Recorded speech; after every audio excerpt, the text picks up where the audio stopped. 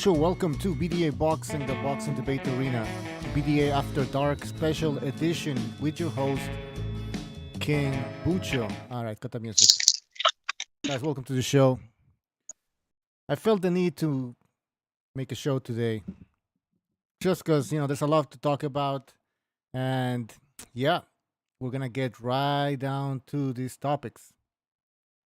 Oh, I'm getting information that my sound should be boosted up over here. All right, much better. Anyways, we have Jimmy and Gonzalo. Guys, welcome to the show. Hey, what's up, Bucho? How's it going? What's up? Pretty good. Jimmy, everybody. Yep. Welcome. What's going on, guys? I'll be ready in 1 second here.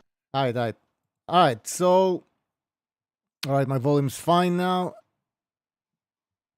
By the way, I'm going to be inviting people into this Discord group. So anybody who wants to join me, please send me a private message on Discord, obviously. And I want to just first give a shout out to everybody in the chat. Bernard, thank you for joining us. The Quags, Cerny Banders, Vader D, the Quags, of course, Vlad V.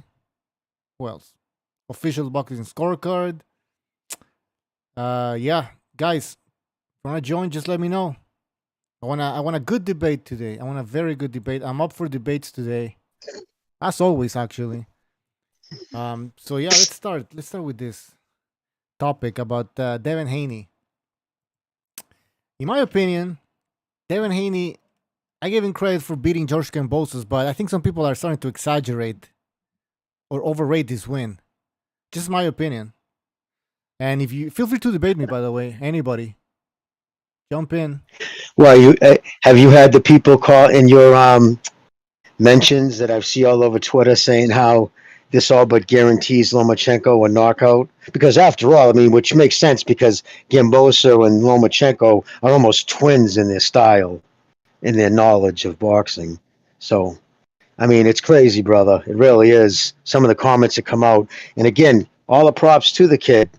He did what he had to do. He punched his passport, something most guys won't do. He took control of his career, signed with the right people. I give him a lot of props for what he did and how he did it. You know what I mean? And I'm not one of the people saying he doesn't deserve to be champion because he's boring, even though I don't find that style super exciting. But hey, it wins, right? Whatever. But yeah, not just that, just Inoue too, actually. We could talk about that, how it's the disrespect this kid gets with the accomplishments that his achievements is nuts. I mean, Shakur Stevenson tweeted out, actually, I was just reading it. Only thing about that pound for pound, CBS put it out, I don't like is where is Charlo and why is the monster over EJ with like 10 eyeballs? Like, are you serious? Like, is that, I mean, somebody did it best. How can you compete in a sport you know so little about? I thought that was ideal. It's crazy, brother. There's I think there's double standards. And as soon as you mention this, they want to treat you as a racist or as a hater or somebody that's, hater, basically. I've talked about this, Jimmy, and all of a sudden they start saying, oh, well, you're just mad because, this black boxer beat your Mexican boxer, and they get it really racial. All right, Mr. BDA is telling me to boost the volume. Okay, you guys take over. Gotta fix something. Hey, what's up, y'all? Yo, what's up, man? What do you think about this whole, thing where like they're not giving credit to Inoue, and they're, in my opinion, overhyping fucking Devin Haney? Like they say, you already know what time it is. You already know what time it is. All right, guys, give me 2 seconds. I gotta fix my fucking sound here. Yo, what's up, Lobito? What's up, Jimmy? Yo, Suseo, what's up, my brother? Hey, isn't this just a common theme with these guys? They don't cover the smaller, exciting fighters just because they ain't black. I mean, I know they straight. A lot of them don't even hide it. Like I think Black, the kid from a few of them don't even deny it. So, but at least if they don't bash the fighters or try to take from them, I have no problem with that. If you say, man, I just don't do the little guys, fine. But then don't turn around and say, how the fuck could you have him ranked higher than Errol Spence? Why? Because Errol Spence has fought in 8 title fights, okay? And is won all 8, great, and has got 4 knockouts, 50%. Inoue, in 23 pro fights, has fought in 17 title fights, winning all 17, 16 by knockout, dude. Okay, he won his first title in his 6th pro fight, along with the World Boxing Super Series. He's won in 3 divisions. His accomplishments obliterates Spence's. It's not even close. He's done it in fewer fights in a far more dominating fashion too. So it's like that's be like walking up, pulling up to somebody's in a fucking Ferrari GT, and you got some Corolla burning oil, and you start dogging his car. You know what I mean? It's like it's so fucking stupid. It doesn't even make sense. They're hiding behind. They're justifying it by saying, Donaire is an old boxer over the hill. But he had a world title and he was dominating. But it was funny though when he was just up for knockout of the year. People had him in the top 3, right? With that body shot, devastating body shot. Took out 2 undefeated fighters. Nobody was saying he was old then. In fact, the talk around him was, how can a guy at this age, including myself, which is shocking to see a 39 make a resurgence at a lower weight class. That was unheard of, actually. They just age out quicker. It is what it is. But that was the talk. But of course, when there's a fighter that doesn't look like them takes them out, then he's aged out. Mm-hmm. But if it was Stephen Fulton, let's just be honest, man. Yeah. And it does. It becomes, because you know why it sucks? Because there's so many black dudes who do know boxing, who don't fucking go down this route. It's just a handful of very loud guys who try to dominate Twitter. They pump out a lot of videos. And so that does suck, because then, unfortunately, I think sometimes all black people will sometimes get, painted with the same brush, which isn't the case. Maybe they're looking at it as, is their channel going to make money from reporting that fight? I think that's how they're looking at it too. It could be. It could be like that. That makes sense. Like I said, I don't know. What do you think, Gonzalo?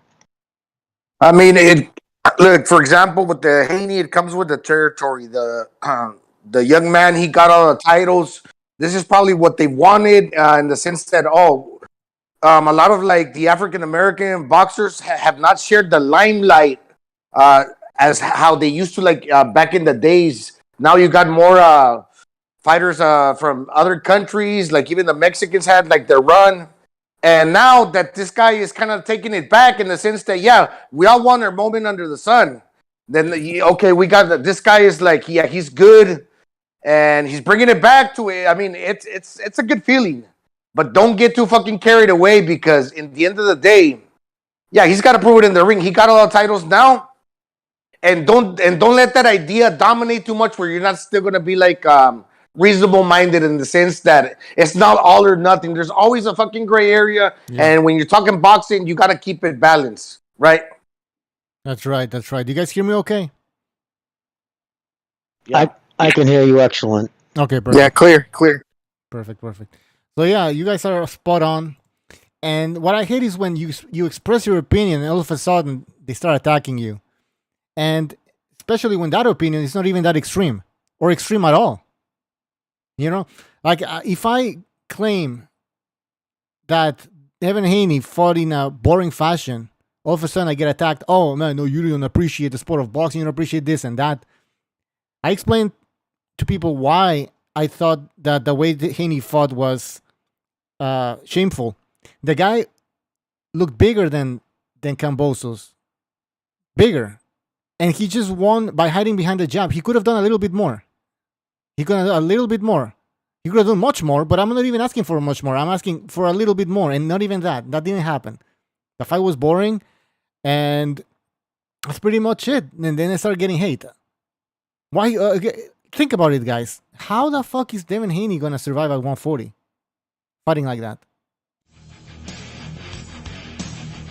I mean, he's got boxing ability, man. He does have boxing ability. Now, did he? Was he going to change it up? Was he going to do something else? aside from like what was already planned. He stuck to the game plan. It worked. Was it the most exciting fight? Probably not. But at least he didn't fucking run, in my opinion. Now, He at didn't have 140 to is a run. different story, but I do think he's got boxing ability. He And didn't plus, have to run. if He he didn't can, have to run. if, He didn't if he have can, to if he run. can hydrate a little better, that'll help him out. Kenshiro, thank you. That for was your yeah. Hold on. Sorry, Go ahead. Kenshiro, thank you for your contribution. He says Haney beat White, Buster Douglas, and an email belt.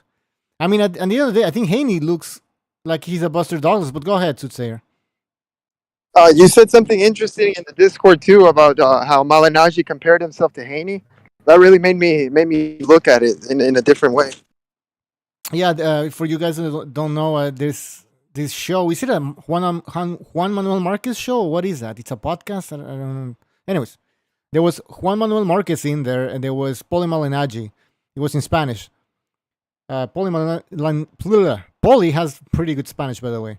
Anyways, Paulie said that he understood why Haney fought the way he did, and he saw some of his style in Devin Haney. And he enjoyed the fight, obviously. That's what he was saying. And, then I started thinking, well, then maybe Devin Haney will end up like Paulie Malignaggi. He will lose the same way as Paulie did. What do you guys No, think? I think I could see Paulie's got a little the, egg on his face. Sorry, brother, go. I could see the resemblance or whatever. I could see, the comparison. But I think Haney would do a little better in his career than Paulie Malignaggi. Oh yeah, for sure, for In sure. my Agreed. opinion. I'm not comparing him. Like, of course, he's much better than fucking. You Paulie. think so? You think Browner? You think Haney would have beat Browner? Well, I mean, we don't know right now because he's at 135. But we'll see when Haney moves up. I think he'll go all the way up to 147. So yeah. Well, Well, also, Paulie kind of made a spectacle of himself with some of the comments he made prior to the fight. Like, he was adamant, basically, you don't know what you're talking about, he said to some people, Yeah. because he had Kambosos winning that fight.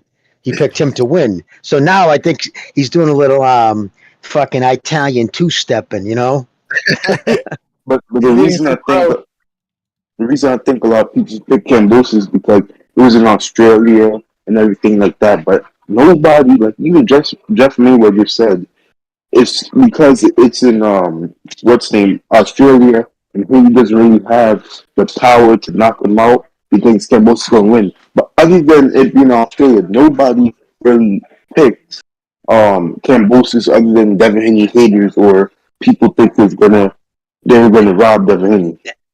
No, you're 100% right, MMA. In fact, I said if this fight was happening in Vegas, I'd be going with Haney. And I said I'm only going with Kambosos for two reasons. A, he's at home, and B, I'm just going to go with the underdog because, I'm not betting any money on this, and I'm doing pretty good with the wins. I'm just going to go with the underdog again. Fuck it. Because it ain't life and death to me. Kambosos was acting like he had Wilder power. Like, come on, it's ridiculous, man. Exactly. Yeah. Well, yeah, the he was first high off fight. of the. Oh, sorry, but the first fight, right? Remember against Teofimo, he was up on his toes. He would dart in and throw combinations, and again, he could do that because Lopez was flat-footed and looking to one-shot him. So he came in almost the Lopez mode, flat-footed, all his weight over his front foot. He thought because he could hurt Lopez and jack his face up, he was going to do that to Haney, not thinking, but not realizing you first got to hit him first to fucking jack him up. And the style he came in against the length, kid with length and an excellent jab, a far more superior jab, was just, it just makes me question the people in his team. I mean, what the fuck were they thinking? It was shocking, actually. Yeah, well, at the end of the day, it's a game of inches, and Haney's a better boxer than Teo. When Haney took away the overhand right that he was landing against Teo, then kind of did the same thing. He neutralized Kambosos by also taking away the left hook.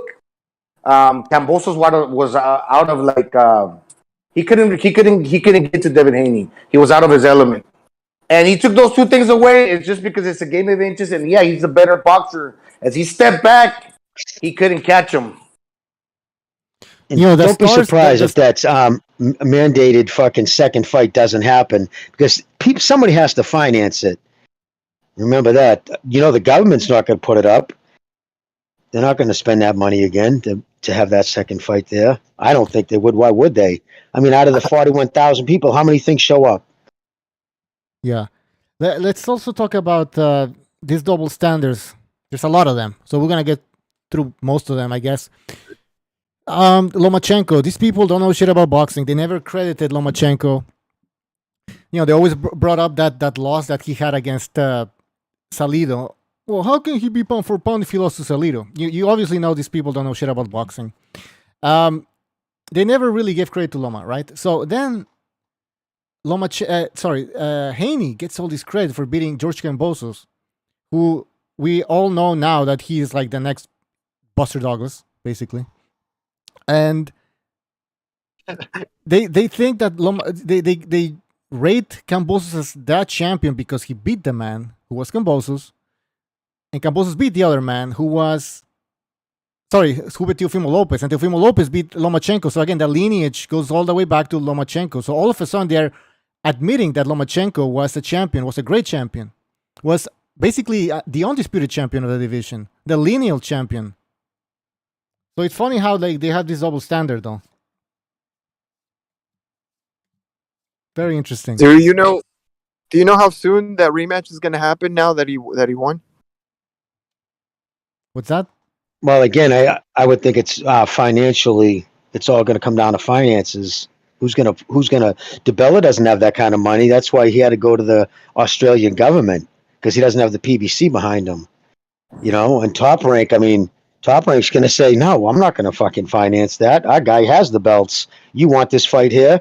That's on you. So that's a lot of money. They have to come up with. Certainly, Bender and does Bill Haney have to go through the whole filing that appeal? Because if you remember, David Haney said that it was like a last-ditch effort, right? That he got his dad approved. I don't know. I would imagine he would just if he leaves the country, has to come back in. I think you have to just let him know up front. I don't know what happened. The fact that they usually if they tell you can't come in, you can't come in, which makes me think maybe he was never told that he couldn't come in, and he just played that for like psychological warfare. I don't know. Seemed odd. In the chat, Cerny Bander says, Bucho, you discrediting Kambosos just to discredit Devin Haney. I think Kambosos discredited himself Saturday night by the way he fought. And, you know, if you look at his career prior to the Teofimo Lopez upset, I mean, what else? What was there? So am I really making things up? Am I making this up, or is it like the reality of the situation, which you're in denial of? Well, You let me know. That's the thing. That's the thing now. It's kind of like the 54-pound division. It's like a revolving door. Look, now everybody's collecting the belts because if you're undisputed, the guy that beats you is going to get all the titles. Then it's like, man, what does fucking really undisputed like really mean? I think it's a little bit overvalued. Oh, yeah, congratulations. You got all the fucking titles. But moving forward, man, that dude might just get fucking knocked off like Kambosos did, like Teo did, and going back to fucking Lomachenko. So yeah, Haney's got to prove not only by beating Kambosos, although he got the titles, he's got to do more. But yeah, then again, he got all the titles, so he deserves all the credit in the world. But don't let that cloud your boxing judgment in the sense that there's more to be done, right? Exactly. My opinion. Bucho, I think we should be crediting Haney's chin more so because at the end of the day, Kambosos fought like that because he thought Haney was tinny like everybody else does, so he tried to knock Haney out, and it didn't go his way. I don't know what he tried to do, to be honest. What did he try to do there? I don't know why he tried to do that, because fans like you and everything, think Haney's chinny, so he probably thought Haney was actually chinny. So he tried to go knock him out, and look what happened. He tried to box the boxer, but he tried to counter the boxer. But when he disarmed him by taking away the left and the right, he wasn't really stepping to. I bet if that were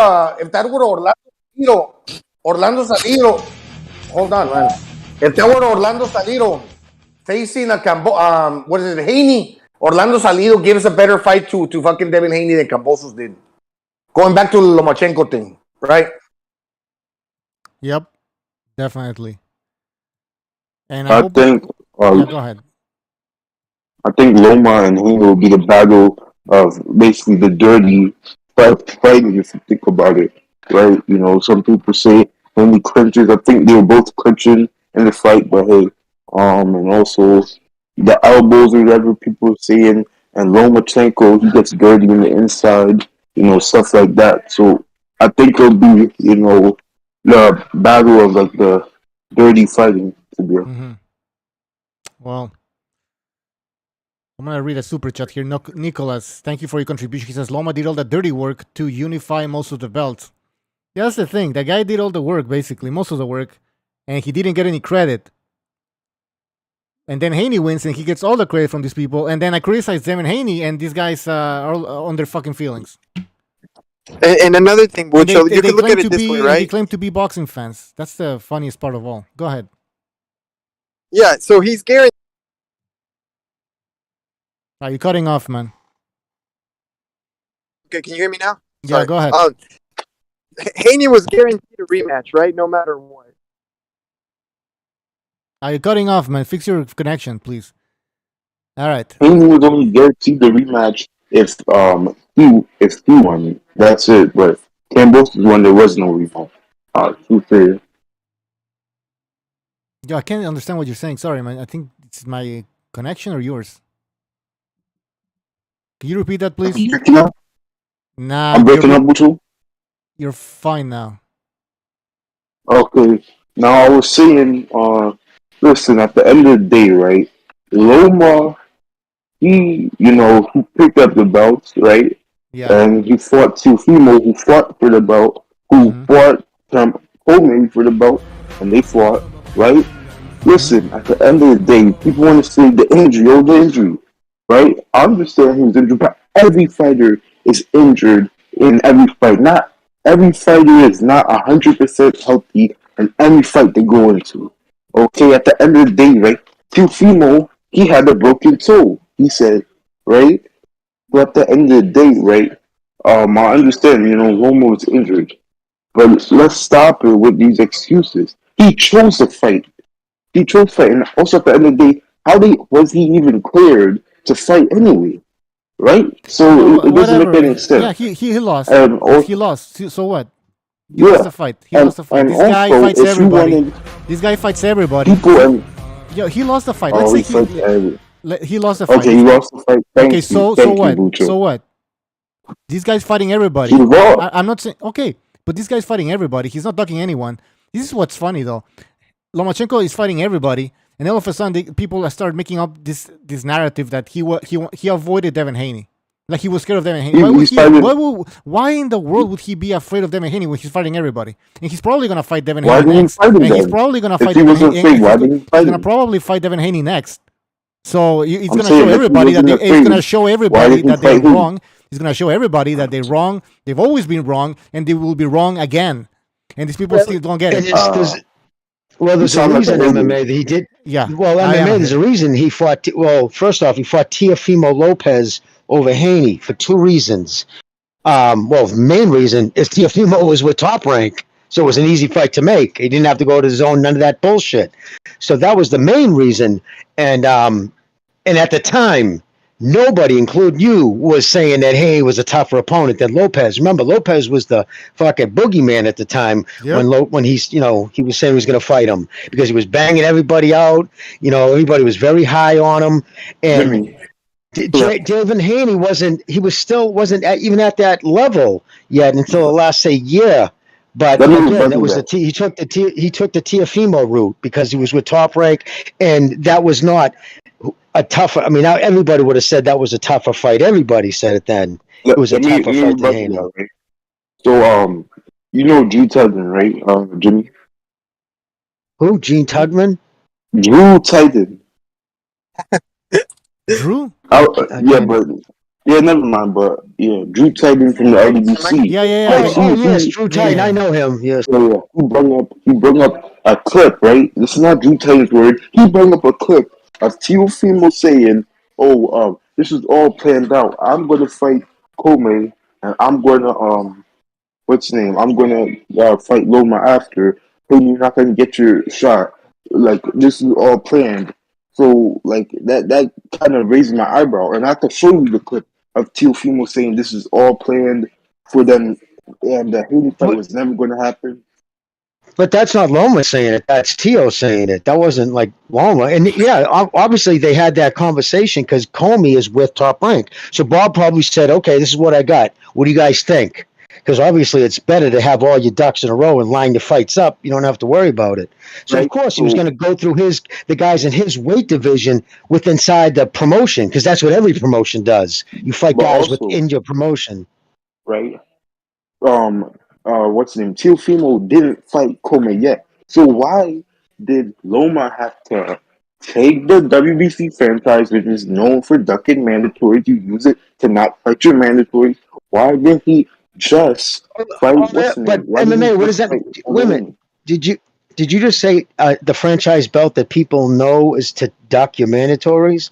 No, Yes. the franchise belt was offered for two people, Canelo and him, because of what they had accomplished. So that's what they offered it to him because he became a 3-division champion and won all those titles in that shorter time in dominating fashion too, almost never losing a round, making Rigondeaux. Remember, everybody in the LDBC was talking about for years how Rigondeaux would break fucking Loma's jaw and Loma was ducking him. The same talk that they're using now about Haney.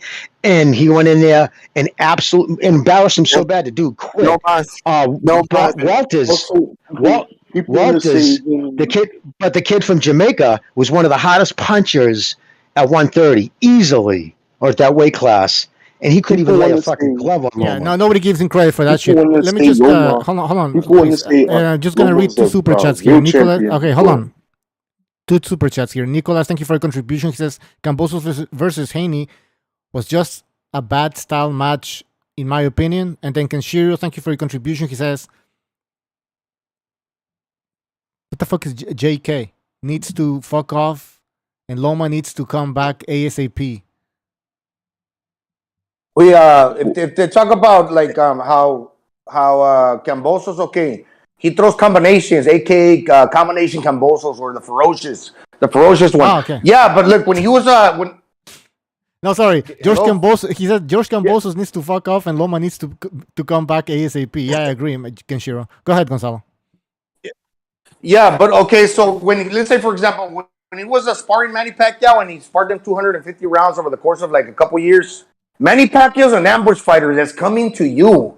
I thought, dude, Kambosos, yeah, he throws combinations, but it didn't fucking dawn on me that the guy's never coming after you. Like a Orlando Salido, like a fucking pressure fighter. Now, when Haney took that away from fucking Kambosos' team and him, they never put it together. Hey, we gotta track this dude down because he's a fucking mover. Going forward, yeah, he might be that one. He might be that one trick fucking pony, but he could probably even do better if he would incorporate that pressure. Not even along the likes of those guys. Making maybe even like a fucking Jeff Horn. Just make it rough and rugged because he can do that. He's stronger than what I thought when he dealt with Teofimo with strength. I thought when he was kind of like frail, which he isn't, but he would turn more into a little bit of a pressure fighter. He would have more success. That's it. All right, we got a phone call here. Holy fucking shit! The fuck am I doing? 301. You're on the air. 301. 301. Go ahead. Hey, Bucho. Can you hear me? Yes, sir. Go ahead. Yeah. I just want to call in real quick because I'm really sick of this like Loma duck Devin Haney thing. So I'm just going to look at the timeline here and reiterate it. I think I've actually called it and done it a few times, but just to drive this point home, right? So Lomachenko won the WBC from Luke Campbell on August of 2019, right? The next month, Devin Haney fought Zawod Abdullayev. And then there was like he won the interim title. And then he fought Alfredo Santiago, right? And then the pandemic happened like a few months later. So there's no time in the intervening period between like Lomachenko fighting Luke Campbell essentially for the WBC. Specifically, you have, like 4 to 6 months after you win a world title before you have to defend, right? And the pandemic starting. And then he got the exemption from WBC through the franchise route to fight Lopez for the undisputed title, right? So if you just straight up look at the timeline, there's actually no time afforded to fight Devin Haney, right? Who at the time, got the interim title for really no reason for fighting Abdulayev, right? Because like how can you fight for the interim title 1 month after the champion's already crowned? Can someone explain that to me? Like, how is that a normal state of affairs? It's not fighting for a position in the organization body. He's literally fighting for the interim title, which means that there's some kind of recess for the champion. That was 1 month later, after the champion was crowned. You hear me? Go ahead. What was that? Caller, listen. I wanted to say, right? If you look at the WBC website, they have the franchise. It says the franchise is Estrada. But what they have on the big screen from the WBC lightweight champion is Bam Bam. Okay, right? So if they have Bam Bam as the WBC lightweight champion, even though Estrada fought for the belt, come on. And also, at the end of the day, I'm sorry. I can't hear anything you're Yeah, I saying. can't hear you. Like, it's really choppy. MMA, you're all muffled and shit, man. I can't hear anything you're saying, but you're not responding to the clear question, which is how can Devin Haney have fought for the interim WBC title 1 month after the vacant championship was crowned, after Lomachenko fought with Campbell? All right, so that's just pure sanctioning. That's just pure sanctioning body fuckery, right? Lomachenko went straight into the undisputed fight. There's no ducking. There's no possible narrative. You have to be an insane person. You just have to look at the timeline, right? There's nothing else to look at there.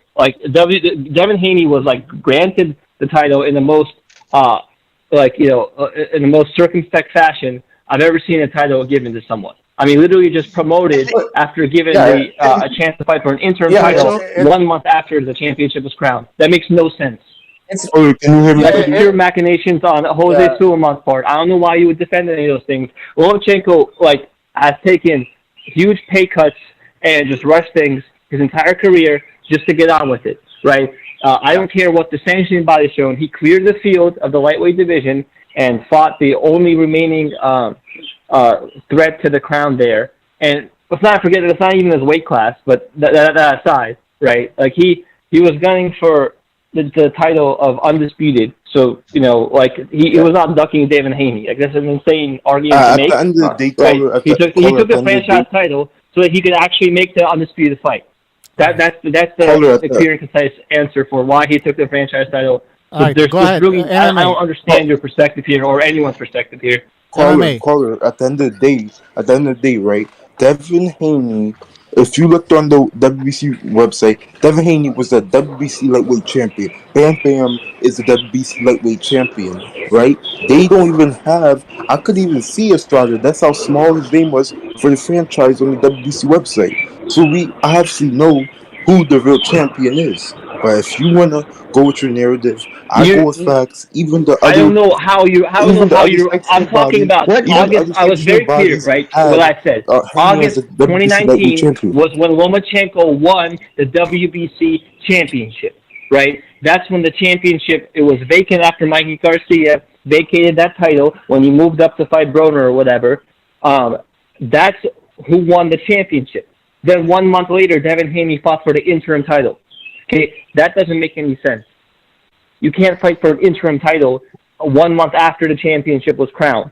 There's no break in the line of progression there. Nobody else was calling that a duck then too. Remember when Loma said, "I'll fight Teo next"? Everybody was like, "Holy shit, he's going into a Teo fight next." You know what I mean? Nobody was saying, "Wow, what about Haney though?" I mean, that didn't become a fucking talk until after Lopez lost to Kambosos. Then all of a sudden that creeped back into a narrative. Yeah, but I mean, I think this point can't be ignored. WBC allowed him to fight for the interim title 1 month after a vacant title was crowned. That makes no sense. You have to wait at least 6 months to a year before an interim title. Plus, he was told that he was told he couldn't enforce his mandatory if he took the belt against the franchise, and he had the option. He could have said, "No, then I don't want it. I want to see if I can get that fight." He said, no problem. I'll take it. Whatever. He did what it is. Now he's the unified champion. Deserves his props for that. But the talk that Lomachenko ducked him is just absurd, factually absurd. All right, I mean, caller, we gotta move on. Absolutely insane, right? But, alright, but caller, anyway, yeah, I yeah. just wanted to point it out. Like, you cannot argue this point. Like, just on any timeline, on any basis of logic, makes no sense. Anyway, thanks for letting me call in. That's Have the a good caller. day. All right. Yeah, but in the end of the day, you want to be you want to know the truth. I don't think nobody actually believes that. No, they're poking people's buttons, and in the end of the day, now it kind of sounds like fucking sour apples. Because now fucking Devin Haney got all the belts. Nobody really want to hear that shit. I'm not saying to anybody in particular. I'm just saying Say it, nobody say want to hear that shit no more. Give us I'm names. just saying. Give us names. Who are you talking about? Okay, who got the titles? Devin Haney, right? Yeah. Lomachenko's at the war. Okay, Yeah. he's still a great champion. He can come back and possibly beat Devin Haney. Now, we know why Haney got the belt, the franchise, and then Lomachenko got given the franchise, so fucking Mauricio Suleiman can double dip. He can make a lot of money. But now, okay, yeah, I'm not saying that nobody wants to, like, hear or, like, at the end of the day, does it really fucking matter? Does it really matter? Because if you do want to hear about it, people have been speaking about it, like, for the last 2 fucking years. That's all I'm saying. It's not gonna go away until they fight. Once they fight, it's all gonna go away. We're gonna see in the ring who is the best. 4-3-2, you're on the air. It's all a 4-3-2. scam. 4-3-2, go ahead. Basically, what? Hold on. Let's take a phone call, Gonzalo. Go ahead. Okay, caller, please go ahead. Yeah, can you hear me? Yes, sir. Yeah, I just wanted to point out a glaring fact that y'all were missing about the Devin Haney and the franchise belt situation. Whenever he fought the Santiago fight, he injured his shoulder. He had surgery like a month later. He was out for almost a year. So how is he supposed to fight Loma injured?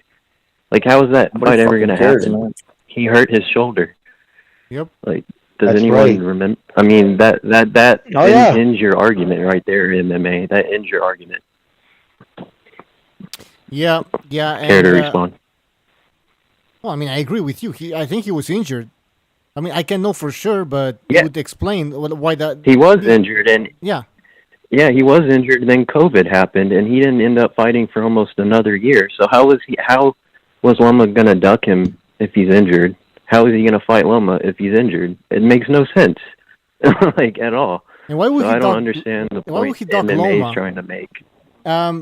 Lomachenko was supposed to fight Kambosos, who was the man, the champion, the lineal champion, the undisputed champion. Okay, so Lomachenko is not afraid of Kambosos, but he's afraid of Devin Haney. And why is that? Why would he be afraid of Devin Haney? Can someone explain to me? Like, what like, you guys, you can't be serious, because Lomachenko was fighting everybody before that. He was a prospect at the time. He had beat no one. So he had yet to prove himself, which makes it even more absurd.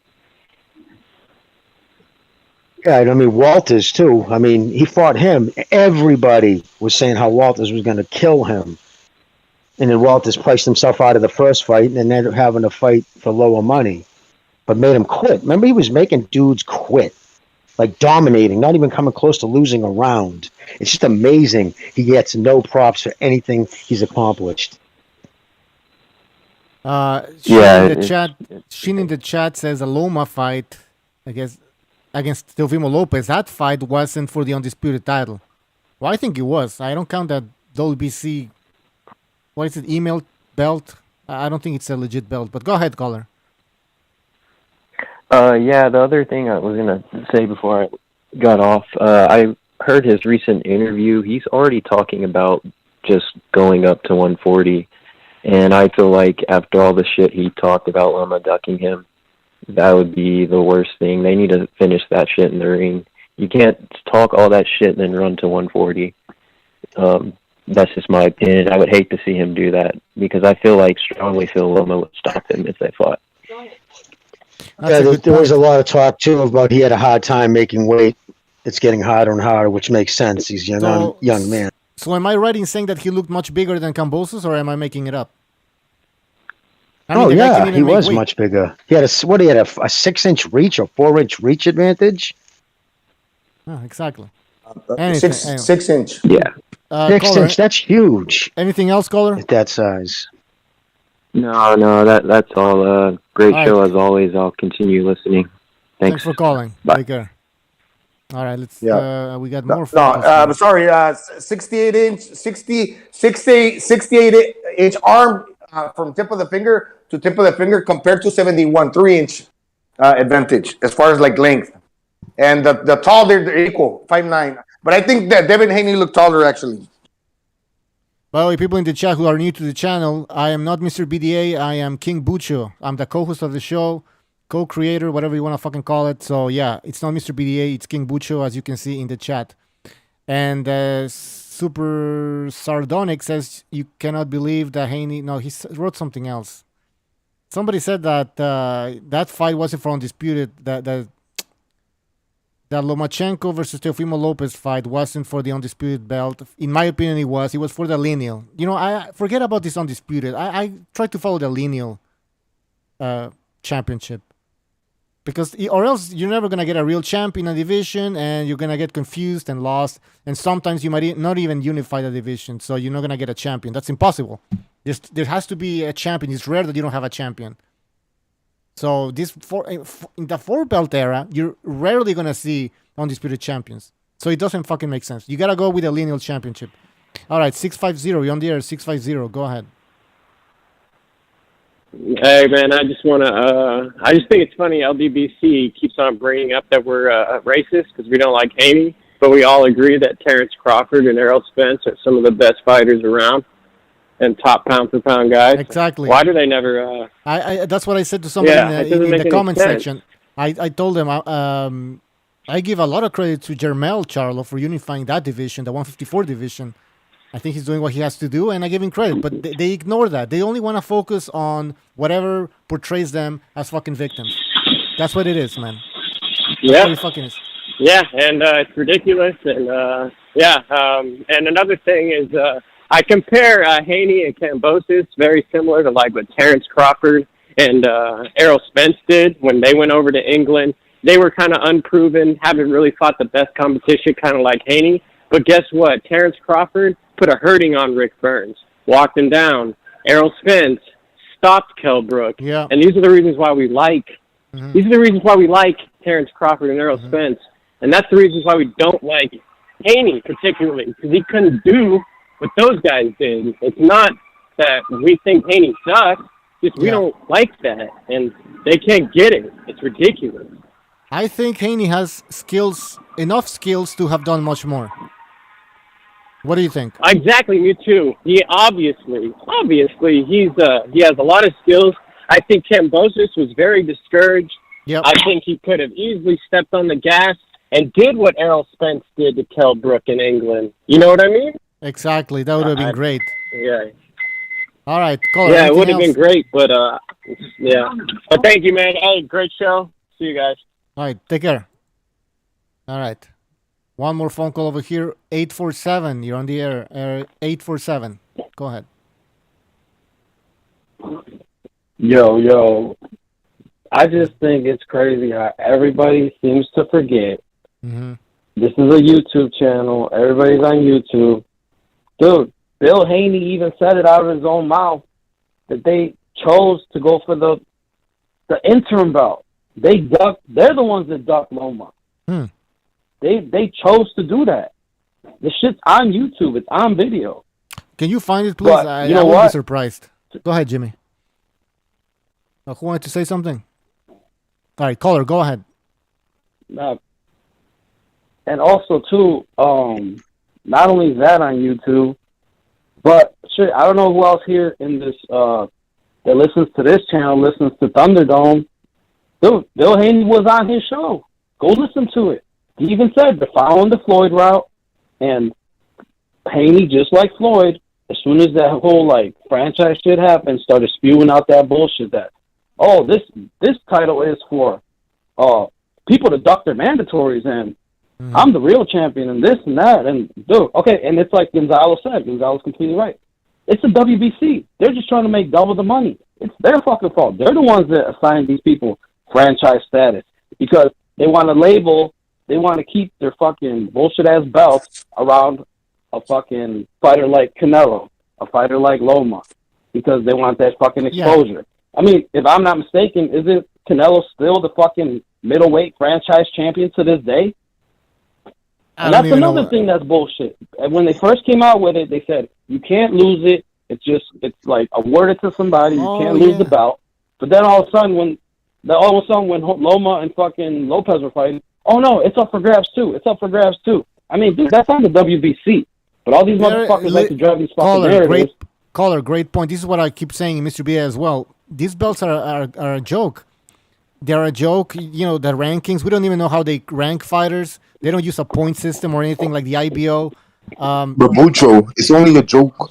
It's only a joke when don't bring you me want to say it's a joke. When it's the Don't right make me that fighter I know for what you. you're coming. Man, I know. Man, I already fucking know where you're coming from here with the. I have double standards. That's what you were trying to say with the belts. No, what I'm saying is the truth. All right, you know these belts are a joke. No, it's not. When you have a diamond belt, when you have a franchise belt, when you have a super champion, when you have a regular champion, when you have like a what's the other belt? I forgot. The WBA had like 3 fucking belts. These people only want their sanctioning fees. All they care about the money. They only want their sanctioning fees. All right, that's what it's all about. But listen. Like, people don't understand.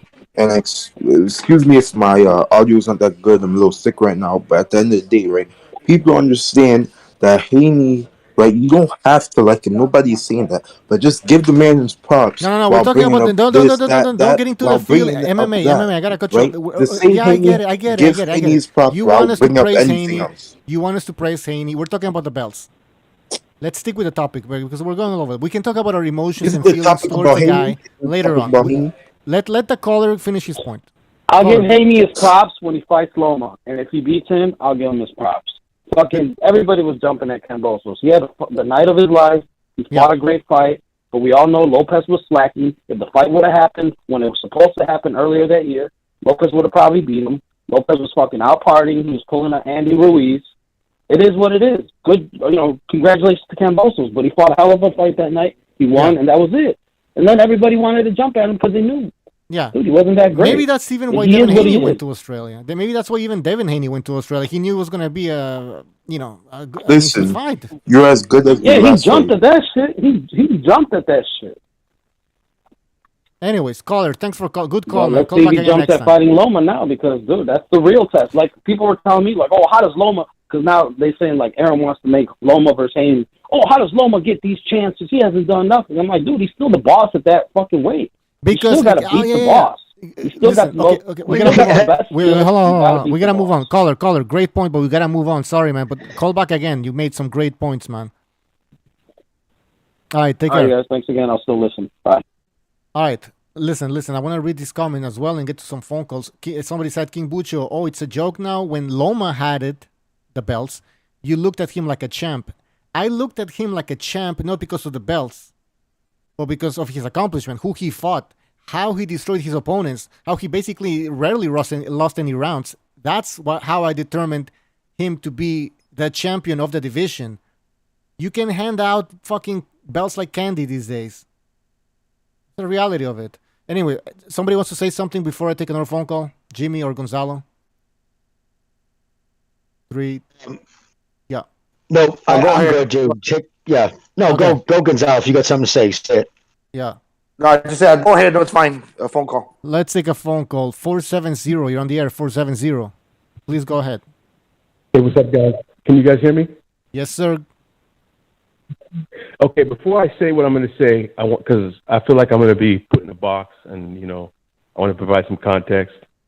I think Lomachenko is a great fighter. His accomplishments at 126, 130, 135, he did his thing. But when I hear comments like he's still the boss, and when the narrative is just not told, the truth isn't told. I'm looking at a boxing scene article from 2019 where Top Rank requested for Lomachenko to be the franchise champion. So Lomachenko denies that he requested that, but the article states that Top Rank did it. So either way, it's on his side. So, I mean, the narrative, we got to tell the truth about the narrative in terms of who wanted to fight who and why certain fights didn't happen. And I detect a slight Lomachenko bias from you guys on this podcast, where you guys are. The fact is, Lomachenko went into the ring with Teofimo Lopez. The fact is, he lost. That's what happened. Right. We can't say he's not the boss.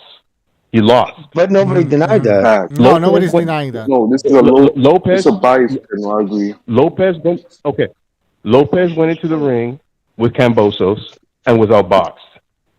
Devin Haney went to Australia, Kambosos' home country, in front of his home crowd, and beat him decisively.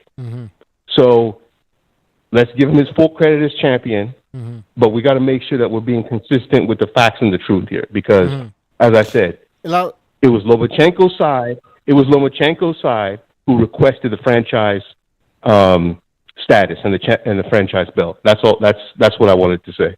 Right. Listen, if I would say that that Lomachenko is a champion, then you could say that I'm wrong, because obviously he's not the champion. When I say he's the man, I think he's the man to beat in the division, in my opinion, because his record shows it. He has the best record right now in that division. Obviously, we know about his dominant style, and the circumstances allowed Haney to fight Kambosos when it was Lomachenko who was supposed to fight Kambosos. So, in my opinion, the fact is Lomachenko. Hold on. The fact is Lomachenko went into the ring with Teofimo Lopez, and the fact is he lost. And I've noticed among Lomachenko fans, they don't want to accept his losses. They pretend as though they never happened. They act like the guy is the only guy in the history of boxing who displays angles, speed, and skills. The guy's human. The guy has losses on his record. The guy went into the ring with Lopez, and the guy lost the fight. We can't make excuses after the fight. Okay, but if there's facts, let's continue on with the facts. Here's a fact. None of these fighters we're talking about would have been able to fight Salido in their second pro fight. Let's just remember who these guys were fighting their first 10 fights. It's also a fact that he dominated in his third pro fight, Gary Russell Jr. And then all the other things, making all the other world-class guys quit. And a lot of us even pick Loma to lose against Lopez, because there's another fact. He has to fight at 135 because nobody at 130 would fight him. So like Pacquiao, he has to forced to fight in classes that he's too small for, because that's how dominant he is in the classes that he should be in, that he could easily make. Those are also facts that Lomachenko detractors never give him. No, but So I have is to it- say is to it the caller, accurate- he's absolutely is it right. accurate to You cannot take continue anything Hold away. on, one at a time. Gonzalo, let the caller respond to Jimmy, and then you can jump in. Go ahead, caller. Yeah, okay. Okay. And I said, before I started my call, I stated that I respect all of his accomplishments. I respect those wins that he had at 126, 130. But when you guys state that this guy's the man, when you guys state that he's this and that, he's not. He lost at lightweight. He lost to Teofimo Lopez. And Devin Haney beat the man who beat Lopez. And so let's just state the facts. Are you bringing And up let's just be clear. why are you bringing up the Salido loss? with- Are you seriously bringing that up? The Salido loss that happened, I don't know when that happened, a long time ago. What's the point? the I'm bringing up accomplishments that occurred in the lightweight division. And even after he lost to Kambosos, he kept on fighting. He didn't sit on the sidelines and do nothing. Like, he was fighting and he was beating. He beat that Japanese guy. Forgot his name. What's his Nakatani? It was Nakatani. He destroyed the guy. He's the man. He's showing us he's the man. Now, is he a champion? No, he lost to Kambosos. Sorry, to fucking Teofimo. He's not the man, guys. He's not the champion. He is the man. And he will show you he's the man. Okay. He will show you. Yeah, Go ahead. Not the man. Can I say something? Look, right now, you cannot take anything away from Haney. He is the man right now. But let's keep it real, okay? He's the man right now. He deserves all the credit in the world.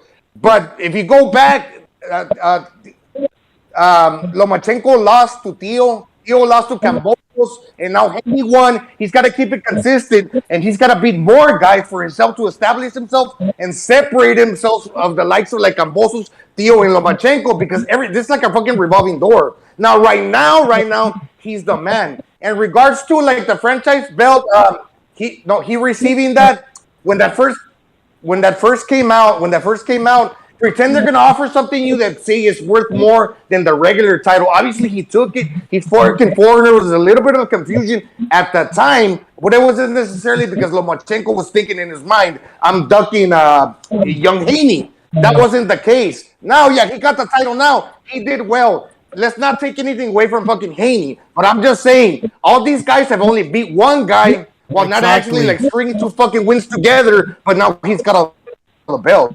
I mean, get that part. I mean, it's Hope like beating everybody Buster understands. Douglas. You beat Buster Douglas. I mean, I understand where you're coming from, caller. I mean, Haney is a champion, but he just beat one guy.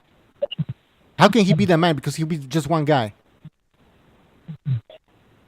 He's the champion. He's the man. You know what I'm talking about. You know what I mean. You know what I mean. You know exactly what I mean, man. No, I understand what I kind of understand what you're saying. Don't. I do. I do, but I'm just trying to. You guys, I think sometimes it's good to have somebody to push back. You know what I'm saying? So you can take a reflection. But when you can't call Lomachenko the man in the division. Well, we're pushing back. We're pushing back. That's all. We're pushing back, and maybe Bucho, you can get this information. All right, caller. Thanks for calling. All right. Take care, caller. What's that, MMA? Bucho, you're being a little biased, and even the caller noticed that. He knows that you're being a little biased. I mean, a lot of people in the chat are Loma fans, but other than that, they would say that you're being biased. Yeah, at the end of the day, MMA, right? So you are being a little biased. Let's keep it a buck. Go watch CNBC and check your stocks. We have Pete, Uncle Pete. Go ahead. Then we take a phone call. All right, Pete's setting up his mic, I guess. Oh, there we go. Yeah. Yeah, go ahead. Y'all hear me or no? Still, Ben Bear. I hear you loud and clear, brother. All right, good. What's the deal? Double standards, hypocrisy. What are we doing? Everything. We're talking like Haney and Lona. Haney deserves his credit to that last caller. But I'm saying, like, you can call the man. I guess when we're saying the man, who's the best at 35? Yeah, that's what it is. The man. He's a man. You can call whoever you want the man. Like, I don't give a fuck if he's got 8 belts. If Loma had all the belts and you didn't want to call him the man, if it's your opinion he's not, then he's not. Exactly. No, it's not. Opinion, who's the man? The man. It could be Lomachenko. It could be the man, your boss, the white man, the man. You know what I mean? Like, it could be anything you want. But in this case, I mean, Lomachenko is the man because I believe he's the best boxer in that division. And his record, it shows that he is the best. Yeah, he lost to George Kambosos. Sorry, I keep confusing them. To Teofimo Lopez. But I did. Yeah, the caller, if he wants to call back, he let off with that. He let off with he lost. He went in there against Teo and he lost. And I'm like, well, he lost against fucking Salido before that. I don't know. I thought he was the man. I thought he was the man even after he lost to Salido. And yeah, he lost to Teo. I'm just saying, like. But why can't we call him the man? Why can't we call him the man? Who do you think wins? Haney or Loma? I got Loma. Who do you think wins? Me too, man. Teo or Loma right after the Teo fight? Exactly. Let's run it back. Loma. I think Teo wins. I mean, I think Loma wins. It's just why they want to run it back. Well, I don't why they want nothing to do with running it back. Why can't I call Lomachenko the man? You know what, Bucho? Go ahead and call him the man if you want. He's the man. You got that's just personal preference. Until the caller calls back in. If the caller calls back in, you better be quiet, though. Yeah. And then, can I just say, too? Oh, yeah, hold on. I'm sorry, BDA Bucho wants to talk. Bucho wants to talk. Go ahead, Bucho. No, BDA wants to go ahead. Can you guys hear me? Yeah. Sounds like Bucho. I can hear you, Mr. BDA. All right, fantastic. Yeah. Well, listen, I mean, the whole thing about being the man, I understand what the caller meant, which is that if you got all the belts, you are technically the guy to beat because you got all the belts. I mean, at that point, even if it's just one win, he is the man to beat. But that being said, I also understand your definition of what you were trying to say, Bucho, in that Lomachenko, after the Lopez fight, he didn't just stay idle. He was out hunting for that Lopez rematch. Also, the caller said Lopez outboxed him. I mean, he outworked him. Outboxed him would mean that he tactically shut him down, which he did not. Lomachenko was indeed injured. People can say that it's an excuse, whatever. Look, if I have MMA champ here, and I smash his hand with a hammer, and then I put him in there with a guy. Obviously, MMA can say, well, I was only fighting one-handed. It's an excuse, but it's a valid thing that happened. It is a reality. It's because I'm a black man. There you go. But what's the name? At the end of the day, right? Hold on. Let me finish, please. Let me finish. So Lomachenko was injured, and even then, Once he got going, he took all the rounds afterwards. The 12th round is off a dispute. I still thought he won that one. He chased Lopez for that rematch. He chased him bad, and Lopez, all he could do was avoid him. Same thing with Salido. So, yeah, he lost his fights closely. It's not like he got schooled, he got outboxed. Exactly. He loses his fights, and he looks for the rematch, and these guys don't want none because he always ends up the fight stronger. He almost took out Salido in the last round. He almost, he actually had Lopez backing up and clinching. These guys don't want none because they're getting tired, and he's only getting stronger. But in any event, the problem is here, but hold on, the real problem here is when we start talking about race. Look, I think it's quite clear here that one group of boxing fans here, one demographic, is more noxious and nocive than the rest. And that's, for the most part, it's black people. And I was over at What Repit the other day, and I posited this theory. The reason why a lot of black people tend to make boxing racial is because they have insecurities. And that insecurity stems from the fact of unresolved slavery issues, whatever you want to call it. I'll put it to you this way. The Filipinos, they had their independence. Mexicans, we had our independence. Other South American countries, they had their independence. Black people in America, they never had that.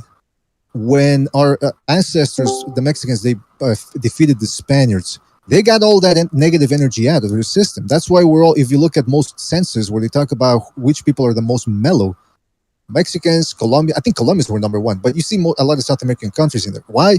Because we got most of the fighting out of us when it comes to the all that. Yeah, but with black people, they're still living in the country. There was no one person that they could single, like a Hitler or something, that they could say, oh yeah, we kicked this guy's ass. So they still have a lot of racial insecurity among them. And that's why when you see the two opposites, the polar opposites, when they win, they invent this scenario that everyone was against them and, you guys are getting it now. You're mad.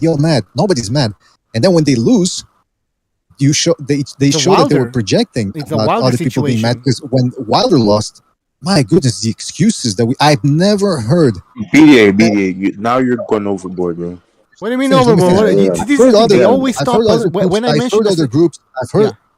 Was that Bucho? Every time I mentioned the same stuff. Don't steal his thunder. Let me finish, please. Let me finish, because I wasn't done. Yeah.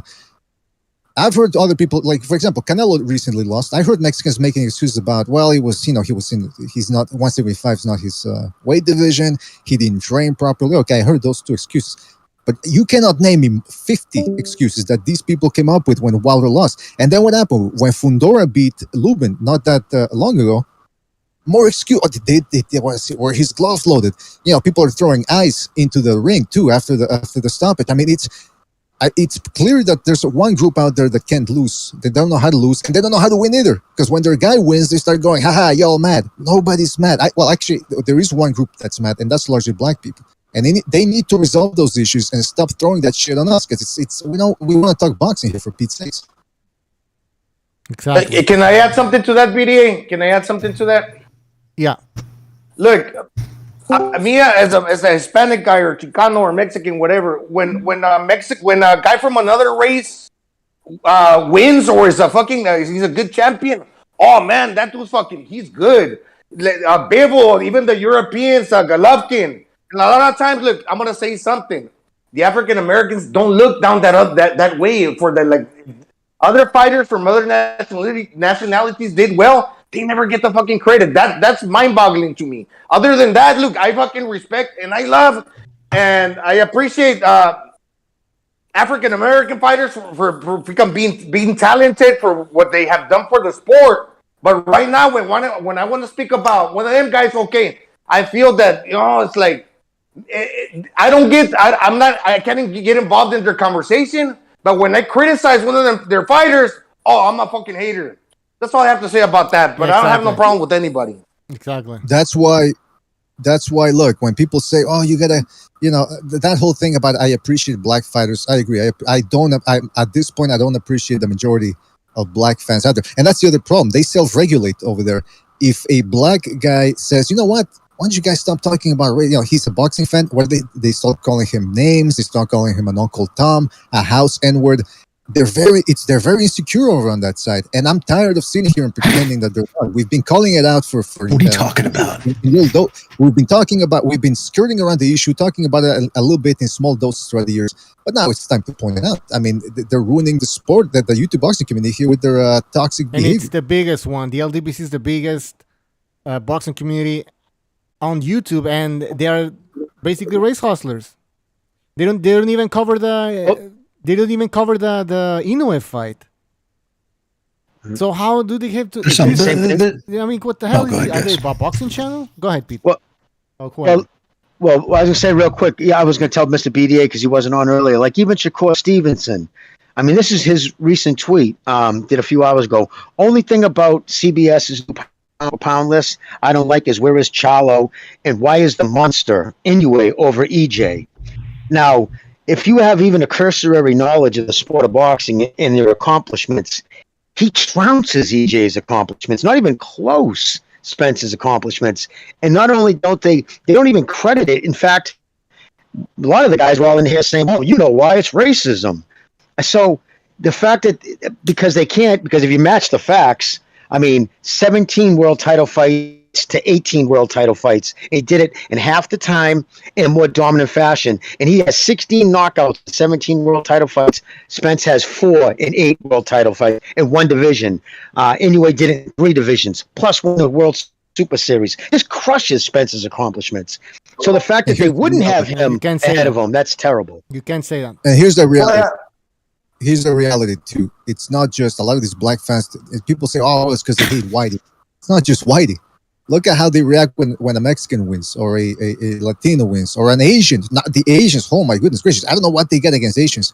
It's spilled out into the streets too. All these attacks on Asians, and again, a lot of these black people they're afraid to call it out because if they call it out, their own people call them out and they go, "Oh, why you cooning? Why you cooning?" I mean, it's insane.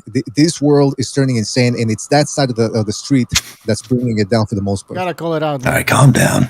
All right, let's go take a phone call here. Mr. BDA walked in here with his manifesto tonight. He's got a hard theory on this. Pete's acting like the white man. We got Chris Dorner in the building,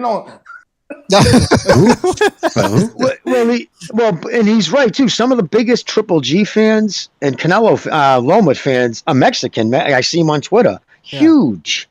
Yeah, it's you know what I mean. So, wait, Gonzalo, what'd you say? What did Gonzalo say? Who's in the building? Who's in the building? Chris Dorner, Mr. BDA manifesto. But hold on. Right. If Naoya Inoue goes to Philadelphia to fight Stephen Fulton, he better bring some of those American mercenaries, BlackRock or whatever they're called. Bring them over, because if the brothers see an Asian guy walking the streets of Philadelphia, some of them might want to push him in front of a train or something. I'm not kidding. That's the point we're at here in North America. Somebody has to call it out. I was just caught off guard by the theory going back to slavery. And look, I can't only watch boxing to watch like the sport of it. I can't base I can't bet money or admire or not admire a fighter because of his race. I just can't. It's the one thing you have nothing to do with. You don't want to lose money. I mean, hang on. Yeah, so I'm saying, if other people do, though, white people, whoever, if you can base your opinion on whatever you want. If I think it's fucking retarded, then I'm not even going to try to convince you one way or the other. I mean, I don't even know why you even worry about them. I don't think it much has to do. I know a lot of straight boxing fans that just don't give a fuck if they call it out one way or the other. They handle it worse than the fighters do sometimes, I mean, really.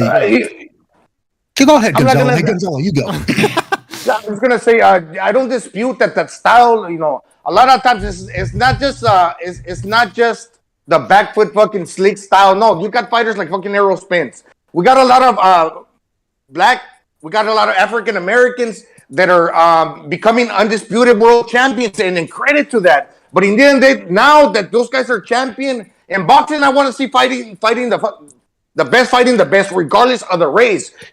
Bring it. It's a competitive sport. And the end of the day, I want to see tough fucking fights. If it's between 2 African Americans, 1 black, 1 Mexican, 2 fucking white guys, let's get it. But what I'm trying to say, when now you got these belts let's not pretend that we're gonna keep talking about these narratives about who's ducking who. You fight the Lomachenkos of the world. You fight the Isaac or Rayo Valenzuelas of the world. You got the title. Take the tough fucking fights and stop glorifying, because when you got the title, yeah, you deserve the credit in the world. But so don't start bashing people like I'm the man, and let's fucking let's make it fucking rain. And it's all about that. It ain't about that. Let's keep watching the good fights. Perfect. Superb. Exactly. It's not over yet. That's the thing, man. By the way, I want to get Furioso in here, man. Let's get Furioso's take on this shit. Paolo. All right, when he's ready, you can jump in, man. All right, Pete, go ahead. Bucho, that's what my point to the caller is. Just like, I don't want to start here. Hang on there, Paulo. Hang on, my man. The thing about it is about to that last caller. Just take it easy with the he got a loss and that Haney doesn't have a loss. Don't hang everything on the zero. Like, just be careful of that. Floyd. All I'm saying is that. Yeah, man. That's just I'm just saying, I don't nothing against Floyd. My opinion of Floyd, or if I like this fights, don't matter. The point of the matter is though that once you start hanging up on that zero, man, they start making fights differently and making decisions differently and dropping belts and going up to 40 immediately. Teo wanted to do the same thing. He barely took a picture with those belts after he beat Loma. He was ready to go to 40. He was ready to. That's my last fight at 35. Here, take the picture of these belts and let me get out of here. And then turns out a year and a half later, he fights at 35. You can make 35. And, you know what I mean? You can lose 100 pounds in 6 months from now if I fucking put $1 million on it, $10 million on it. This is ridiculous. You can make that happen. Moving up. Yeah. He didn't want the rematch. That's right. And so that's important. Take it easy. But you're right, Pete. It's also how you lose.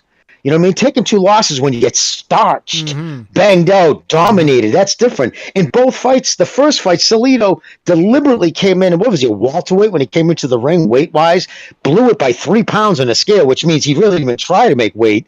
He didn't give a fuck. He was giving up the belt. He lowballed and punched him so many times. It was so dirty in the fight, the referee apologized for his performance. And even after the fight said, no, I want nothing to do a rematch, and said later that he knew he would lose in a rematch because he could see him downloading the information as the rings went on. He beat him more and more. Same thing with Lopez. Lopez at the end of that fight was glad the final bell hit. If that kid would have started 2 rounds earlier, he would have beat Lopez, but it is what it is. He didn't, and he lost.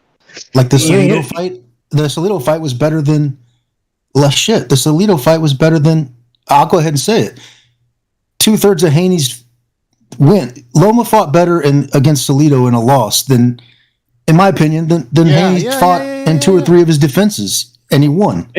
I'll go back and watch that fight. I don't give a shit if he lost, and you don't care if he lost either. Canelo don't care. None of these guys give a shit. Just take it easy. You know what I wanted to say too, because I mentioned it. Now that I think about it, now that I said it, sometimes I just want to watch. Fuck it, let me get a black guy fight a black guy. Whether they're like the best, yes, probably, because I want to see that. Because I don't want to talk about the fucking race thing. Let me get a Mexican versus a Mexican. Because I don't want to talk about my guy beat your guy. No, I want to see the fucking fights. Is there anywhere I can get some fucking counseling where I can talk about my fucking problems? Sometimes I feel like that as a fucking boxing fan. Right or wrong?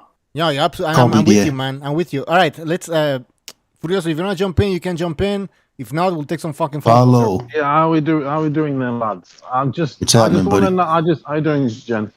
I just want to know from Gonzalo, why do you dick ride Bud so much on these black channels you go on?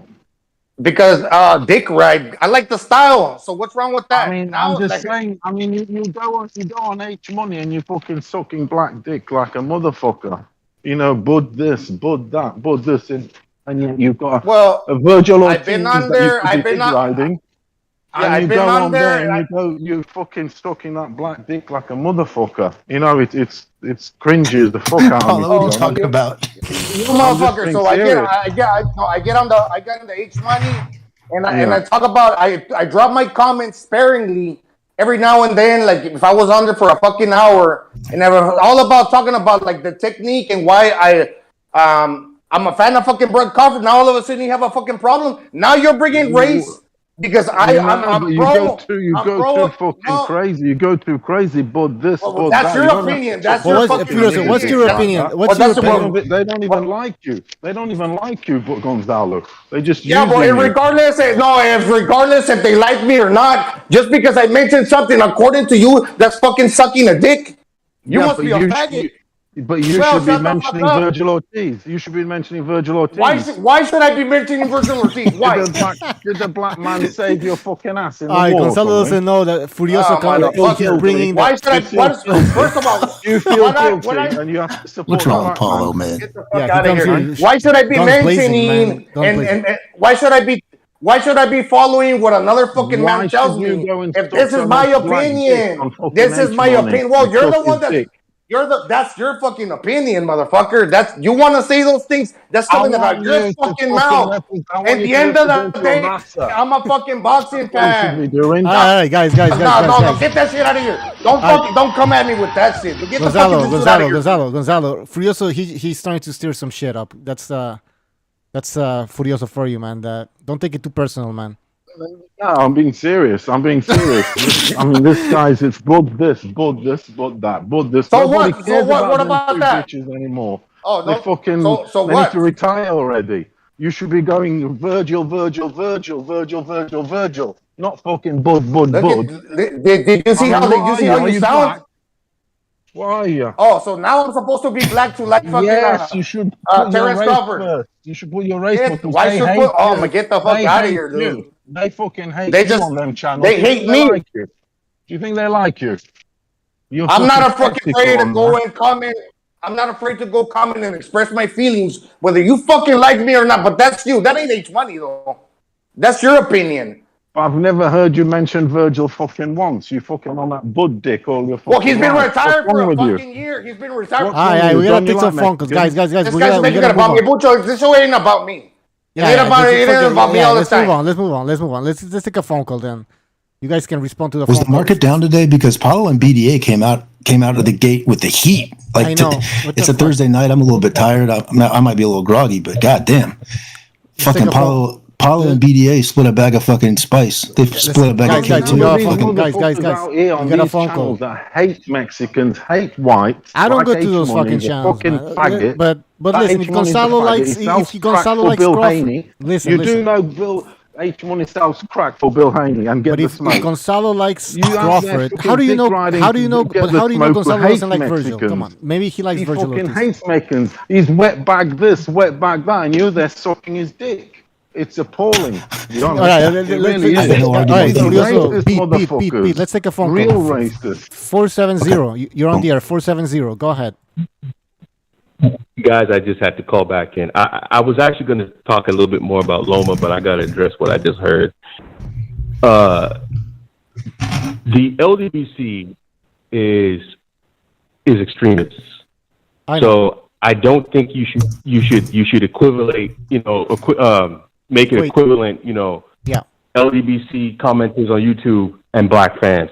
There's plenty of black boxing fans who love Manny Pacquiao, Canelo, Loma, Tyson Fury, Golovkin. Back in the day, one of my favorite guys was Fernando Vargas. So, people are going to say what they're going to say. Every race has extremists. People talk shit. It is what it is. But I want to get back to Lomachenko. All right. I want to get back to the Teofimo Lopez fight. Okay? That you guys, for some reason, want to pretend never happened. What I saw was a Lomachenko enter that ring and look scared to death for the first 6 rounds. He was fighting like Bernard Hopkins did against Jermaine Taylor. Didn't want to engage, wanted to be cute, move, stick, didn't want to get hit, he looked scared to death. And from round 6 to round 9, 10, he picked up the pace. Okay? This is why I don't believe when he says he had a quote-unquote shoulder injury after the fight. And then in the last surgery 2 days later. In the last round or two, Teofimo Lopez came back, closed the show, and won the fight. Then I see Kambosos against the same Teofimo Lopez. I don't see a scared guy in George Kambosos. I see a guy who wants to engage. I see a guy who dropped him. I see a guy who's engaged in the boxing aggressive. I see a guy who got dropped, got up, and kept fighting. And now you guys want to refer to him as Buster Douglas just because he lost to Devin Haney. So, and then you still, after watching all that, you still want to refer to Lomachenko as the quote-unquote man at 135. That's what I have an issue with. They're referring to him as Buster Douglas because he's as a one-hit wonder. That's why they're saying it. They're just making a correlation. I'm not saying that, by the way. I don't give a shit that he lost. He fucking lost. Looked like shit. He just lost. And Haney did what he had. And Haney won. He fought his fight. It's his job to get inside on Haney. He didn't do it. Period. It's done. Nope. One hit wonder. But I mean, I take issue with he's scared. I mean, come on, guy. All right, that's a different issue. So as far as the Loma fight, okay, so this is one hit wonder saying he's just giving us his take on the 3 fights. As far as the win and the losses go, I got no fucking disagreement with you. He lost too many fucking rounds, and he did it all. He gave him all the way up front. He didn't come forward. He just didn't do enough soon enough. He needed a knockout, and he didn't get it. So why are we going back to the Teo and Loma fight? Because that makes. But Pete, you admit when he did turn it on, he was the better boxer of the two. He was getting the better of Lopez. You see, he just didn't win enough rounds, though, Jim. I mean, he needed to knock Teo out. No. Listen, I had him losing, but because I had him edging out by like 1 point. You know what I mean? I definitely am losing that fight because he waited too long, tried to protect that shoulder, keep it healthy too long. And as for the shoulder injury, you can't say that's fake. He had surgery 48 hours after the fight. Nobody fakes a shoulder surgery. The guy who finished on top in that fight, at the end of the day, we all like our fighters to finish better than they started, don't we? It's how you finish. And it was a game of 2 halves. Teo won the first half, 6 rounds. Loma the other 6 rounds. But Loma to me got a lot of credit because it's how he finished the fight. He finished on top, and the other guy on the retreat in Teo. That could be true, but in the end of the day, you still score a round by the 10-9 must system. Then you got the knockouts and whatnot, stoppages, RCD, fucking TKO or KO. But if you go the distance, in the end of the day, it should be scored how the rounds are tallied up. Yeah, obviously the championship round thing or whatever, I get that. But in this case, probably Lomachenko ended the fight better. Although I do think he lost the 12th round.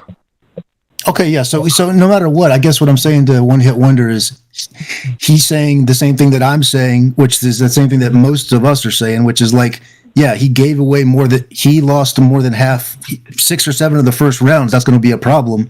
He's just got it on fear, and some of the other panelists got it on a shoulder injury. And I agree with you. Something was wrong, right? You watched him get in there, and something was not right. Something was happening. If he might have been pissing his fucking pants. Loma might have been pissing his fucking pants because of the sheer fucking power of Teofimo Lopez, and that's why he was scared to engage. All Jimmy's saying to you is that, yeah, but in the 10th, in 11th and 12th rounds, especially the 12th, which Gonzalo has him losing, he marched forward in a straight fucking line and ate every shot that Teo could throw at him. How is that possible? So, I watched it happen. Exactly. So it's like, I don't know how scared he was. Maybe his shoulder was fine. It was a big hoax. He just likes hanging out in the hospital. Maybe he was pissing his fucking pants. I don't know. All I want to know, all I'm saying is I'd like to see it run back. We couldn't get that because Teo had to go to 140. But yet, he didn't go to 140. But okay. Now, Haney's talking about going to 140 immediately. It just seems to be a trend. That's all. But if you got Haney the man at 135, then you got him the man. Fuck it. Bucho, there's something that's like that's bothering me, man. But I just want to say something. It just goes to show, man. If I like a fucking fighter that doesn't look like me, I'm the one that's fucked up. You get it, man? You get how that works? Exactly. He's fucking around. Sorry, it sucks. Dude, all right, we get a bunch of phone calls, but I want to continue with this caller. Anything else? No, I just want to say that some of the Lomachenko supporters should just look at the fight and accept the results. We can't go and create this whole narrative and erase losses and pretend they never happened. He lost. Okay. He lost. But nobody's doing that, Nobody's bro. saying that. Bro, but nobody's doing that. You're the one. A narrative is putting emotions. Well, he was scared. No, I'm saying he lost the fight. I'm not saying he's scared. That's a narrative trying to put emotions into it. I agree. He lost that fight. He lost the fight with Salido, but neither one of them wanted anything to do with a rematch. Those are also facts. Nobody up here saying he didn't lose that fight. Here's the other thing. Here's the other thing. Here's the other thing. The caller said the Lomachenko fans. Well, go tell them. If anyone's saying that, well, then go tell them. That's my opinion. And by the way, the other thing is this: when we talk about Loma being scared, it's possible, but my own point of view is, and again, it's my point of view. I could be wrong. He wasn't running in that fight. People talk about, Loma was running. If you rewatch that fight, he was moving when Lopez would punch, and then he would come right back and step in front of Lopez, and he was blocking a lot of those shots. He wasn't just running around the ring like. For example, like an Arizlan de Lara, that was almost non-stop movement. Or Rigonda, for example, that's running. Loma wasn't running. He was stepping in there. He was feinting. He just wasn't throwing shots. So to me, I mean, is it possible he wasn't letting his hands go because he was scared? Oh, maybe. But he wasn't running. He was standing right in front of Lopez, and when Lopez would punch, sometimes he would step back and then step right back in front of him. That to me is not fighting scared. That to me is indicative of a guy who couldn't throw shots because something was off with him. All right. Hey, caller, you know what? I'll tell you this. What's a caller? One hit wonder? Yep. Still there? One hit wonder? Caller. Yeah, he's there. I can hear him. Anyway, yeah. So like I just give you an example. You sound like you're in a Devin Haney. Like the whole email them the belt thing. I got Suleiman in the first place. You know what I'm saying? Like everybody got to keep that in mind. The guy changes the rules in the ring. He's created a lot of this nonsense, and he's kind of short-sighted about the way he creates these franchise belts. Gonzalo mentioned it earlier. The whole thing is set up so that these two guys don't have to fight each other. That's the whole reason for the extra belt. But anyway, as far as Haney getting his belt emailed to him, like here's my thing, right? I don't understand the difference between, Devin Haney, I'm emailing you your belt, and your first title defense is, I don't know, fill in the blank for me. Caller can tell me who his first title defense was. Who was it? Who did you defend the title against first? Jojo. Who? No? No. Linares. No. He had 5 defenses. Oh, what? Yeah, he defended that belt. About that shit. I'm saying what was Haney's first title defense of that belt? What was his first title defense? Y'all mentioned Linares or I don't know. Gamboa? I thought it was Gamboa. So, see, that's the thing, Pete. You're asking people that don't follow the belts to name. Okay, let's just say it was Gamboa. That's more like it. Okay, Gamboa. All I'm saying is I don't know what the difference is between making Devin Haney the champion and then letting Gamboa defending it against Gamboa, or making him fight Gamboa for the belt. That I never got my head around that. I'm just going to show you that I'm trying to be objective here. Like I don't agree with all of these arguments against Devin Haney. The lack of power, I think it's a knock against Devin Haney. I think it's a problem for him. The lack of power is going to be an issue, just my opinion. But just to go to show you, like, it doesn't delegitimize that he's got a belt on and he defended it 4 or 5 times. All I'm saying is let's go ahead and get Loma and Haney, and let's just get it out of the way. He'll blow through Loma, I'm sure. So sure, it'll be no problem for him. You're saying that Lomachenko? Sorry, you're saying Haney should fight the man. Yeah, okay. Hey, you know what, caller? Let's just say Haney's the fucking man. I'm going to tell you, Haney's the man. I'd like you to give Lomachenko a shot at the man. Is that okay with you, caller? Thank you. The fact that some people, for whatever reason, can't accept the fact and the truth about Loma's career, it speaks volumes about how I think he's going to perform. Who did you guys have winning the fight on the panel? You're trolling your ass off, caller. At this point in time. I just want to finish my point. Teofimo Lopez. With Devin Haney, I see a younger, slick, taller guy, longer reach, extremely fast. And in my opinion, Lomachenko, Lopez, any one of those guys at 135, I don't think they're anxious to get in there with Devin Haney.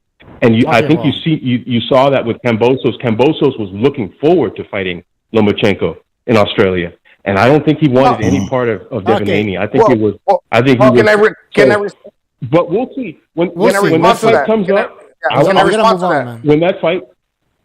When that fight is made, everything that I'll call in. We'll make our predictions, and we'll see who's right. You don't have to. All right. You All right, caller. Thanks for calling. We gotta move on. Thank you. Yeah. Anxious or not, you got to go to work tomorrow, don't you? I do, right? I'm not anxious to fucking do it, but they're going to fight. They're going to have to fight a next fight. Haney's going to have to fight. I don't care if Loma's anxious or not. If he's scared shitless, did you want to see that fight, caller? Do you want to see Do you want to see Haney? He's gone. He's gone. Slick boxer. He's gone. Yeah, listen. We're gonna see. I just want to see fight. He's gonna fight the man. He's gonna fight the man. But go ahead, Gonzalo. Then we take a phone call. Yeah. Everything that he said, a lot of things were like fucking on point, according to like the way I think too. But the last thing that he said, that maybe he doesn't think that all these fighters are anxious to fucking fight Haney. That's not true though. All these fighters are willing to fucking fight Haney. Haney only defended or barely got the titles when he hasn't strung 2 fucking wins together. And just like everybody's been fighting everybody and fucking losing, I don't doubt that Lomachenko doesn't want to fucking fight Haney, or the same thing could be said even about fucking Haney. But when people try to say, "Oh, everybody's fucking ducking Haney," that's inaccurate. That's inaccurate. Just plain and simple. And look at how Haney's looked against southpaws. Remember, Jojo Diaz was able to touch him. You know what I mean? And Lomachenko was what? A southpaw. Never mind incredible footwork. It's almost impossible to time him.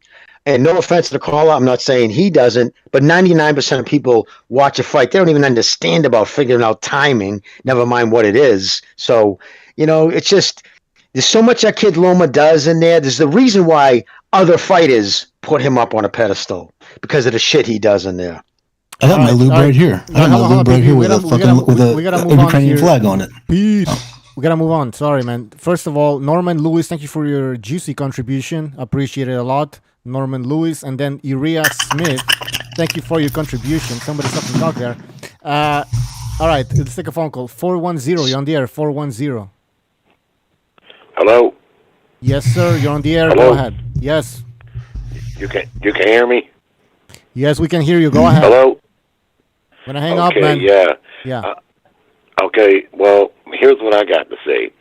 I can't even watch the channels on YouTube because they're so racially biased for black fighters. I can't hear this guy. You can't even. I can't even look at it. Here's the problem.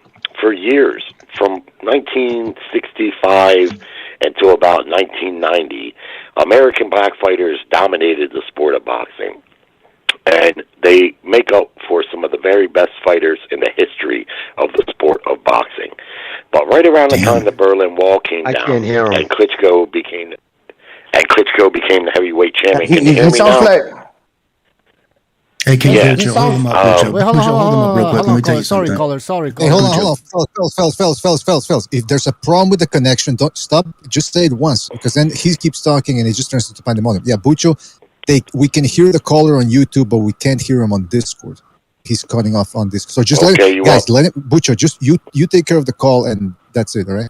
Hold on, caller. Sorry about that. Let me just fix this. Okay, I'm holding. Yeah, thanks. Say something. Go ahead.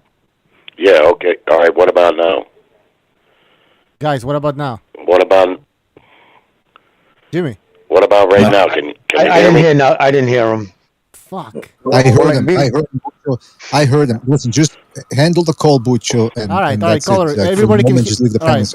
All right, caller, go ahead. Everybody can hear you on YouTube. Go ahead. Okay, you can hear me now.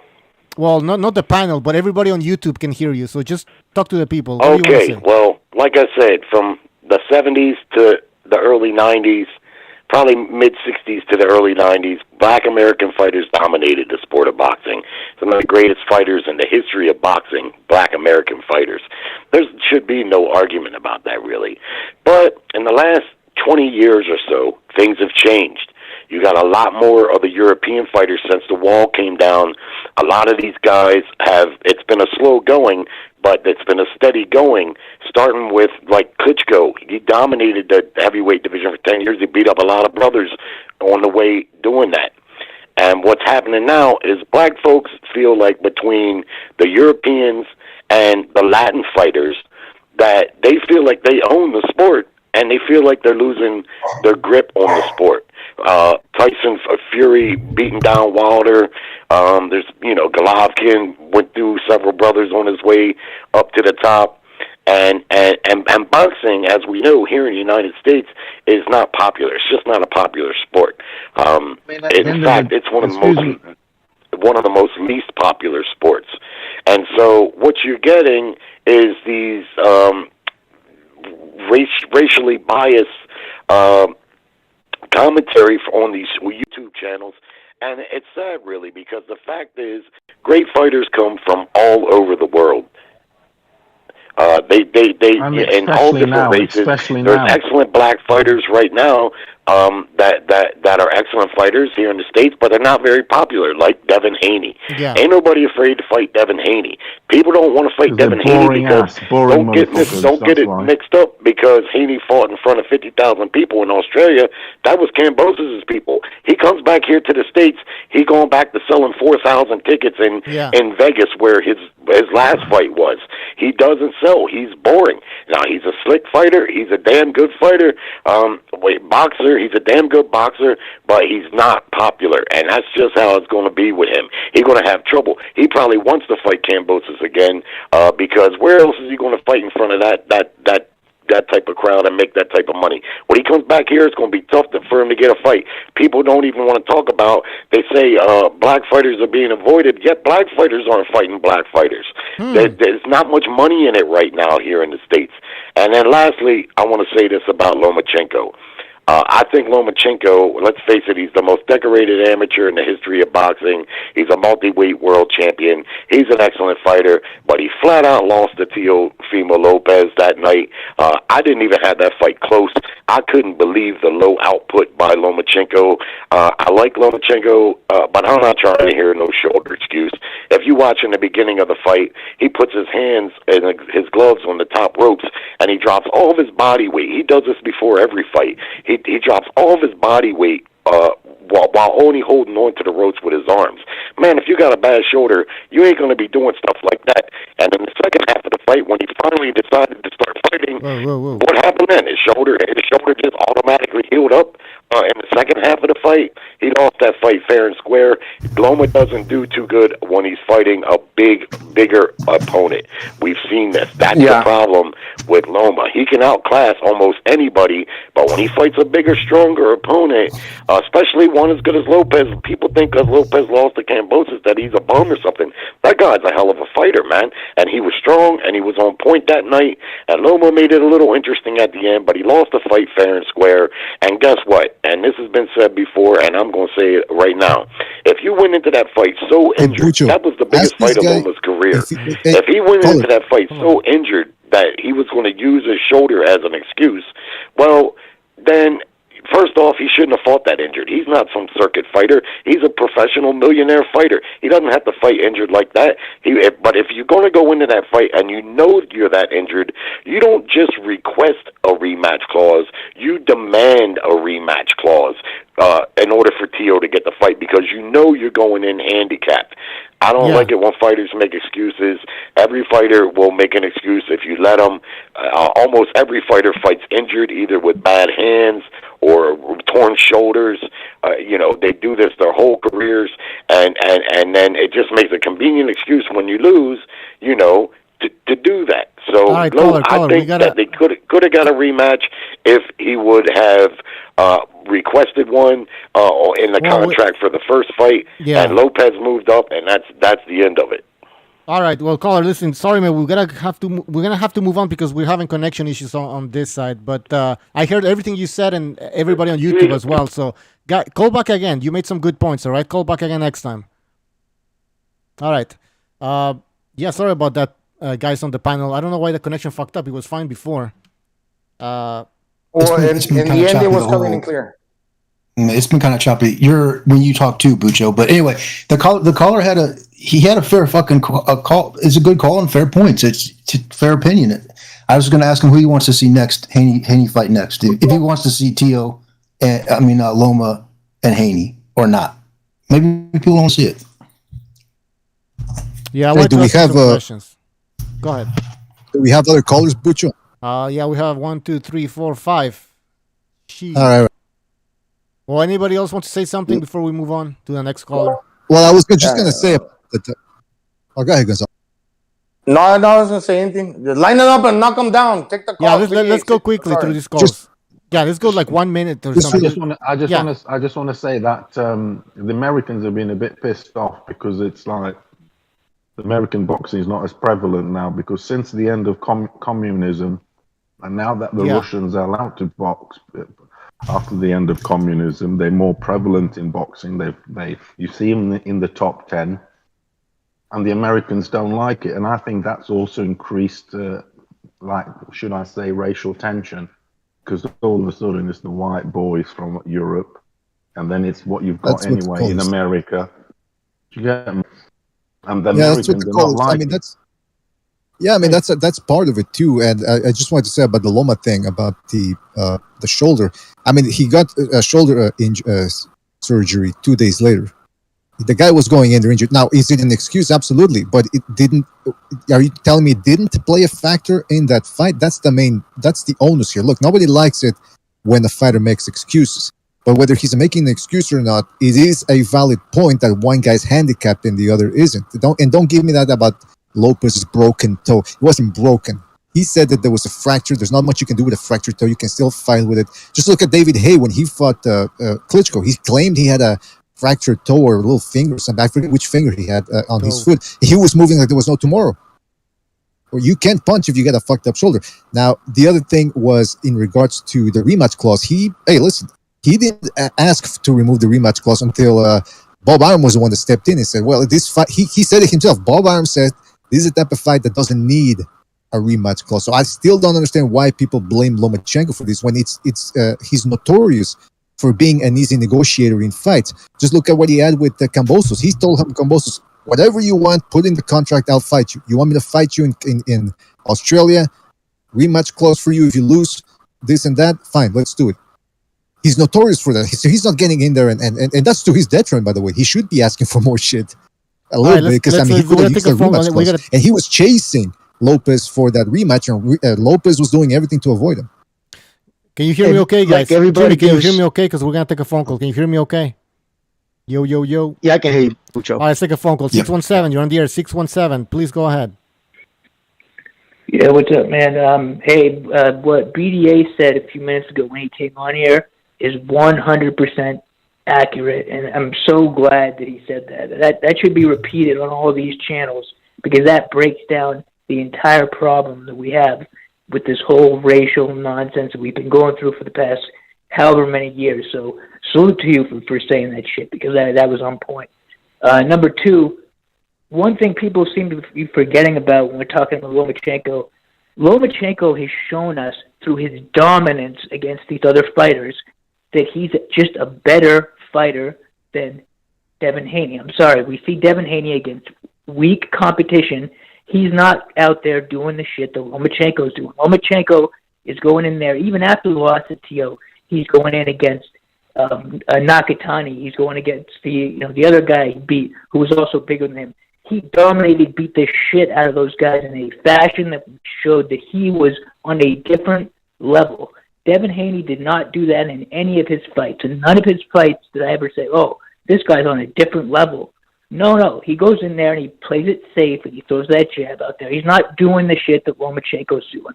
Okay? So Lomachenko has shown us through his fights that he's just a more impressive fighter. And I don't see Devin Haney even coming close to beating him. I just don't see it. And until we see Devin Haney go out there and be as impressive against good competition as Lomachenko has shown to be, then I don't see what there is to argue about. I mean, in my opinion, Lomachenko beats the shit out of him. I don't know what you guys think. What do you guys think? Me too. What do you guys think? I agree. The man against...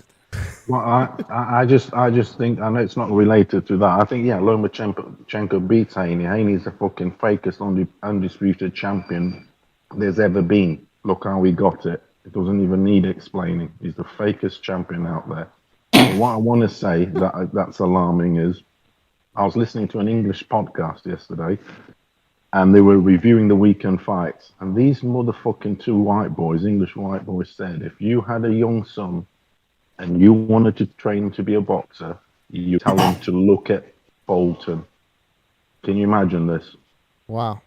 So people, exactly. So two English dudes are saying, and this is, I know it's kind of saying, it's sounding a bit racial, but you're saying, you're going to model a kid and bring him up on how to box, how a boxer should be, it's Bolton. And that, to me, is alarming for boxing. Okay? Because essentially, we're just going to be creating back foot bitches. Let's face it. It's very, very alarming. And you've got to think, that same weekend, you had fucking Inoue fighting, you had Cordina fighting, and these motherfuckers out here preaching, get your son to copy Bolton. That is very, very alarming to me. We should talk about that, Furioso, later on. This new American style. I know. It's exactly, it's fucking joke. You got a new way. You should be copying a new way. You should be copying a Cordine or something. Let's get the motherfuckers out of there. Not fucking hide behind a jab. To me, it's alarming.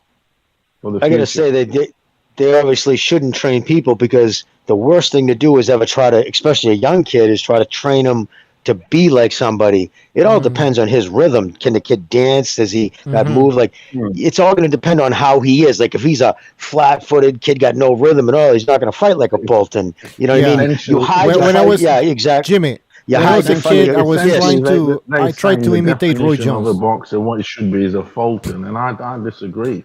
I don't want no dude fighting on the back foot. You know what I mean? I understand it's necessary in boxing. You have to mix it up. But, you know, to be a total back foot, fuck that shit. Exactly. And Jimmy, when I was a kid, I tried to be like Roy Jones. Wasn't working out, man. Any kid, any sport, you got a long time. You got to tell them what to do, not the other You'll need the best drugs ever if you're going to be like Roy Jones. That motherfucker was on the best drugs ever. Mike, anything else? No, that's it, man. Great show. Again, I appreciate the perspectives. I'll be listening in. All right. Take care, Mike. Let's take another phone call. 747. 747, you're on the air. Hey, what's up? Can you hear me? Yes, sir. Go ahead. Hey, I got a solution for all of this. Since Aram now has Shakur Stevenson, Devin Haney for 2 more fights, Teo under contract, and Lomachenko, why not have a 4-man tournament and just settle the whole thing? Because it will answer everything. It will if Lomachenko wins, then he tells us that he's still the man and he's still good. If Shakur wins, it proves that, you know, he's the future of boxing. If Haney wins, then his Sims can then claim, well, he is the best, because he's going to see different styles from these guys.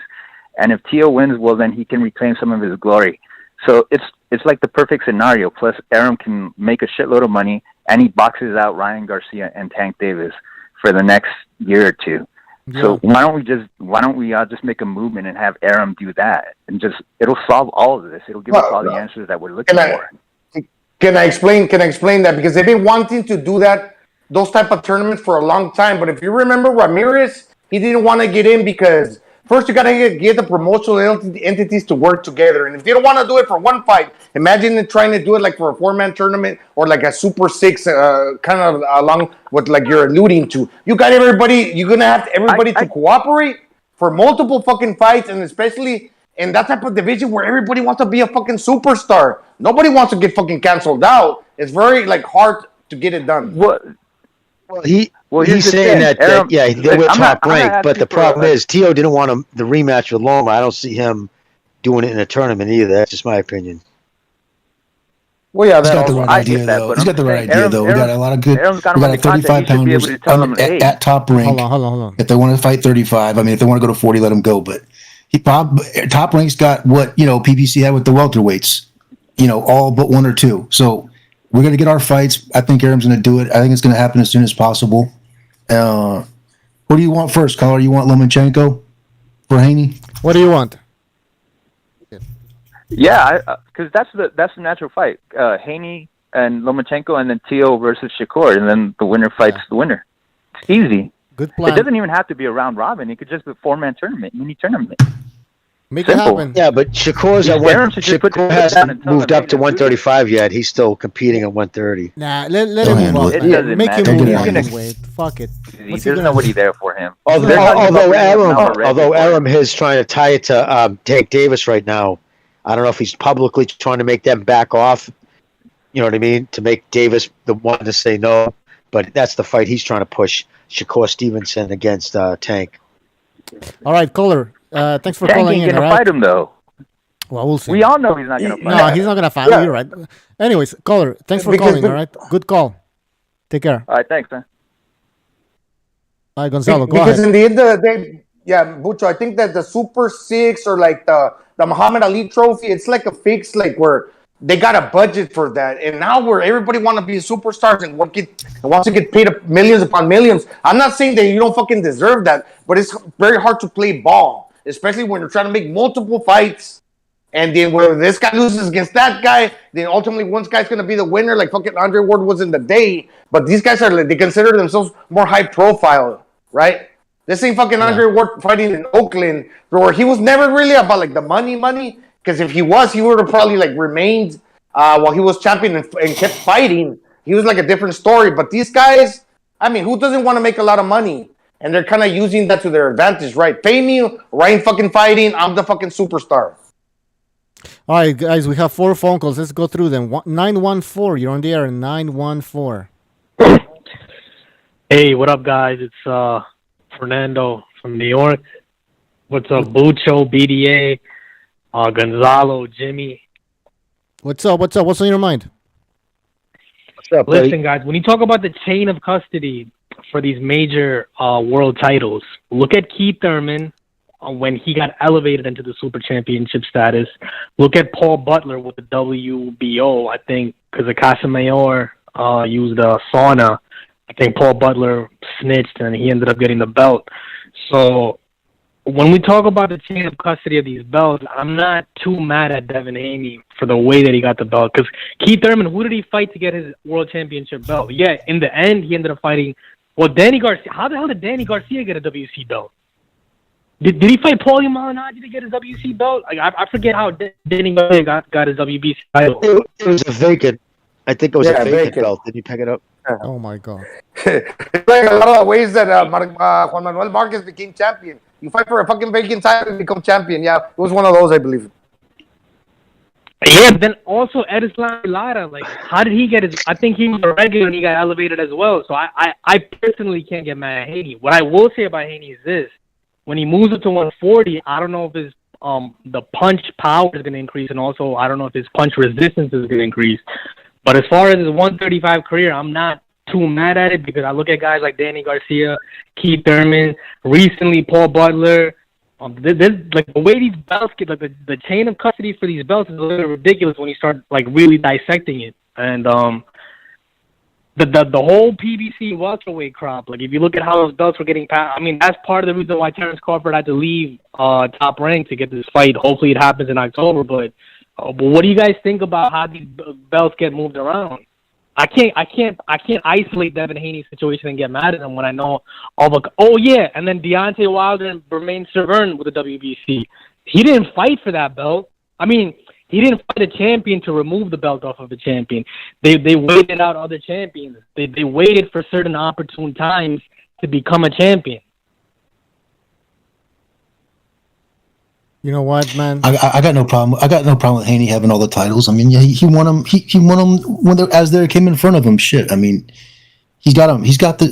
I can't. I don't get too wrapped up in the belts. I don't know how Laura won his title or how Danny did. I don't think those guys even know. To be honest with you, it's just. It's really look at Keith Thurman right it's now. not something I follow. Keith Thurman right now. Does he deserve a title shot? He's waiting Who's around this? to get gifted a title shot right now. Haney? Does who deserve a title shot?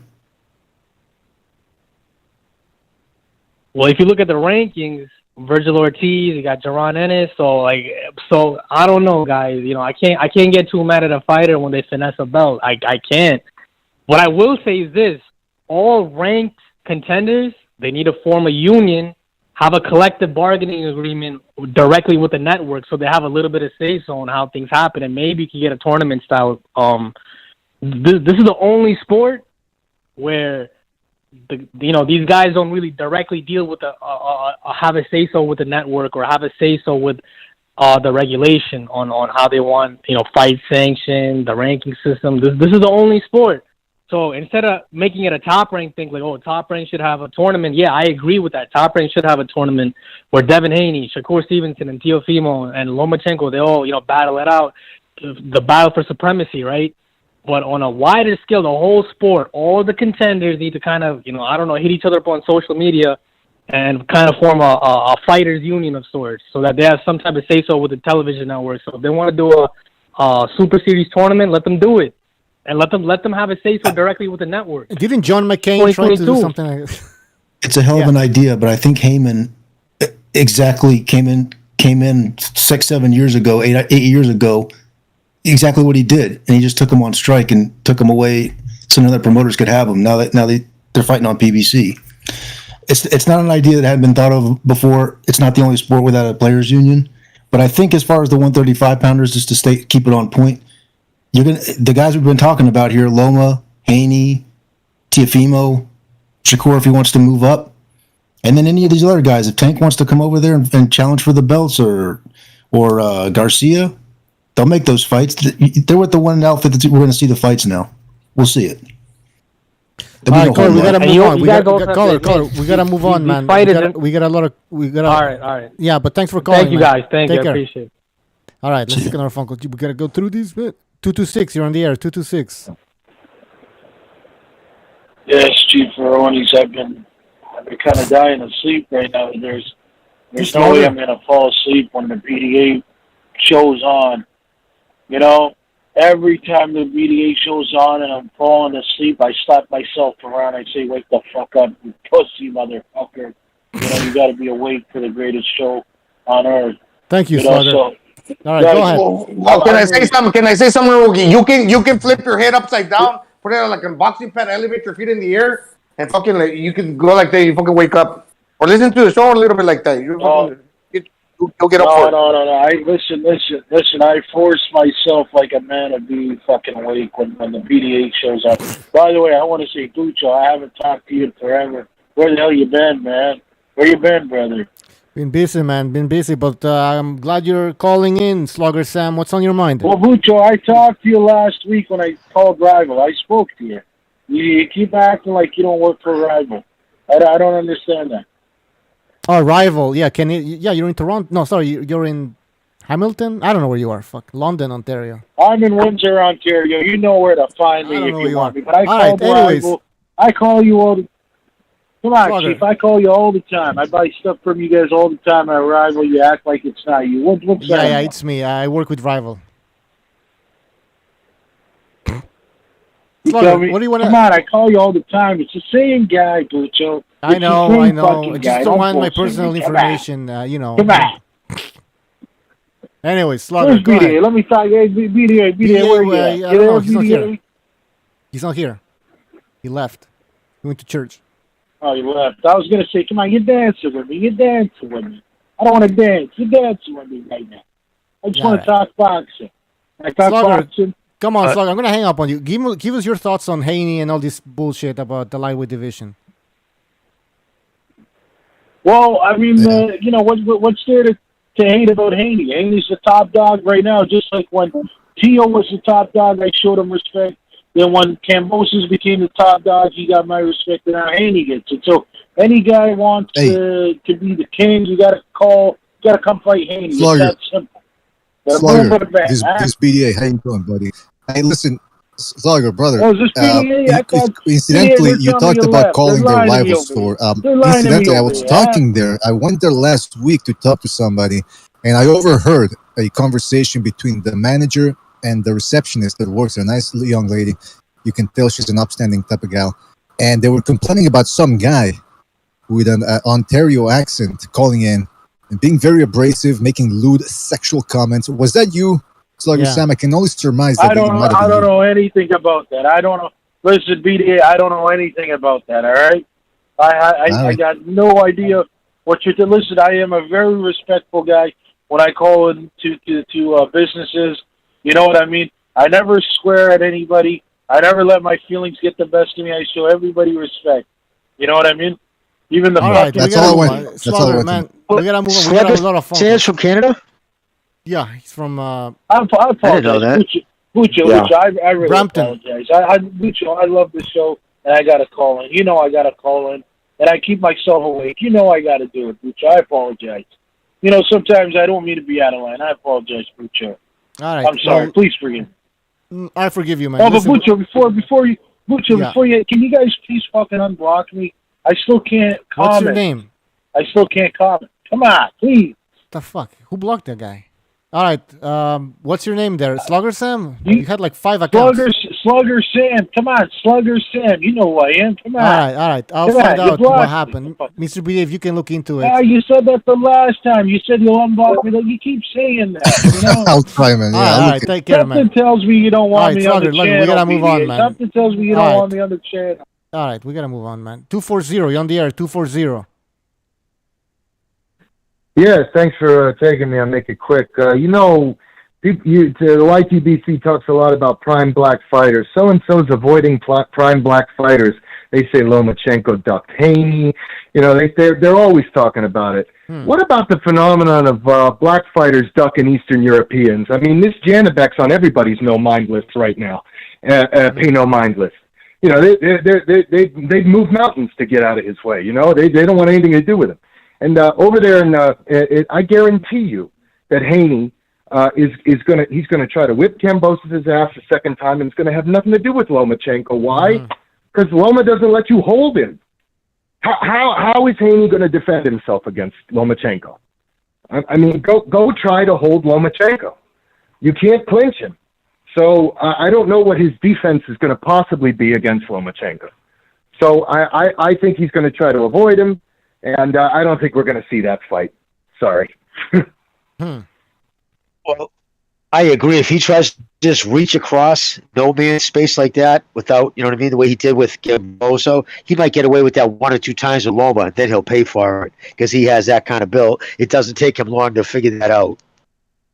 Well, absolutely.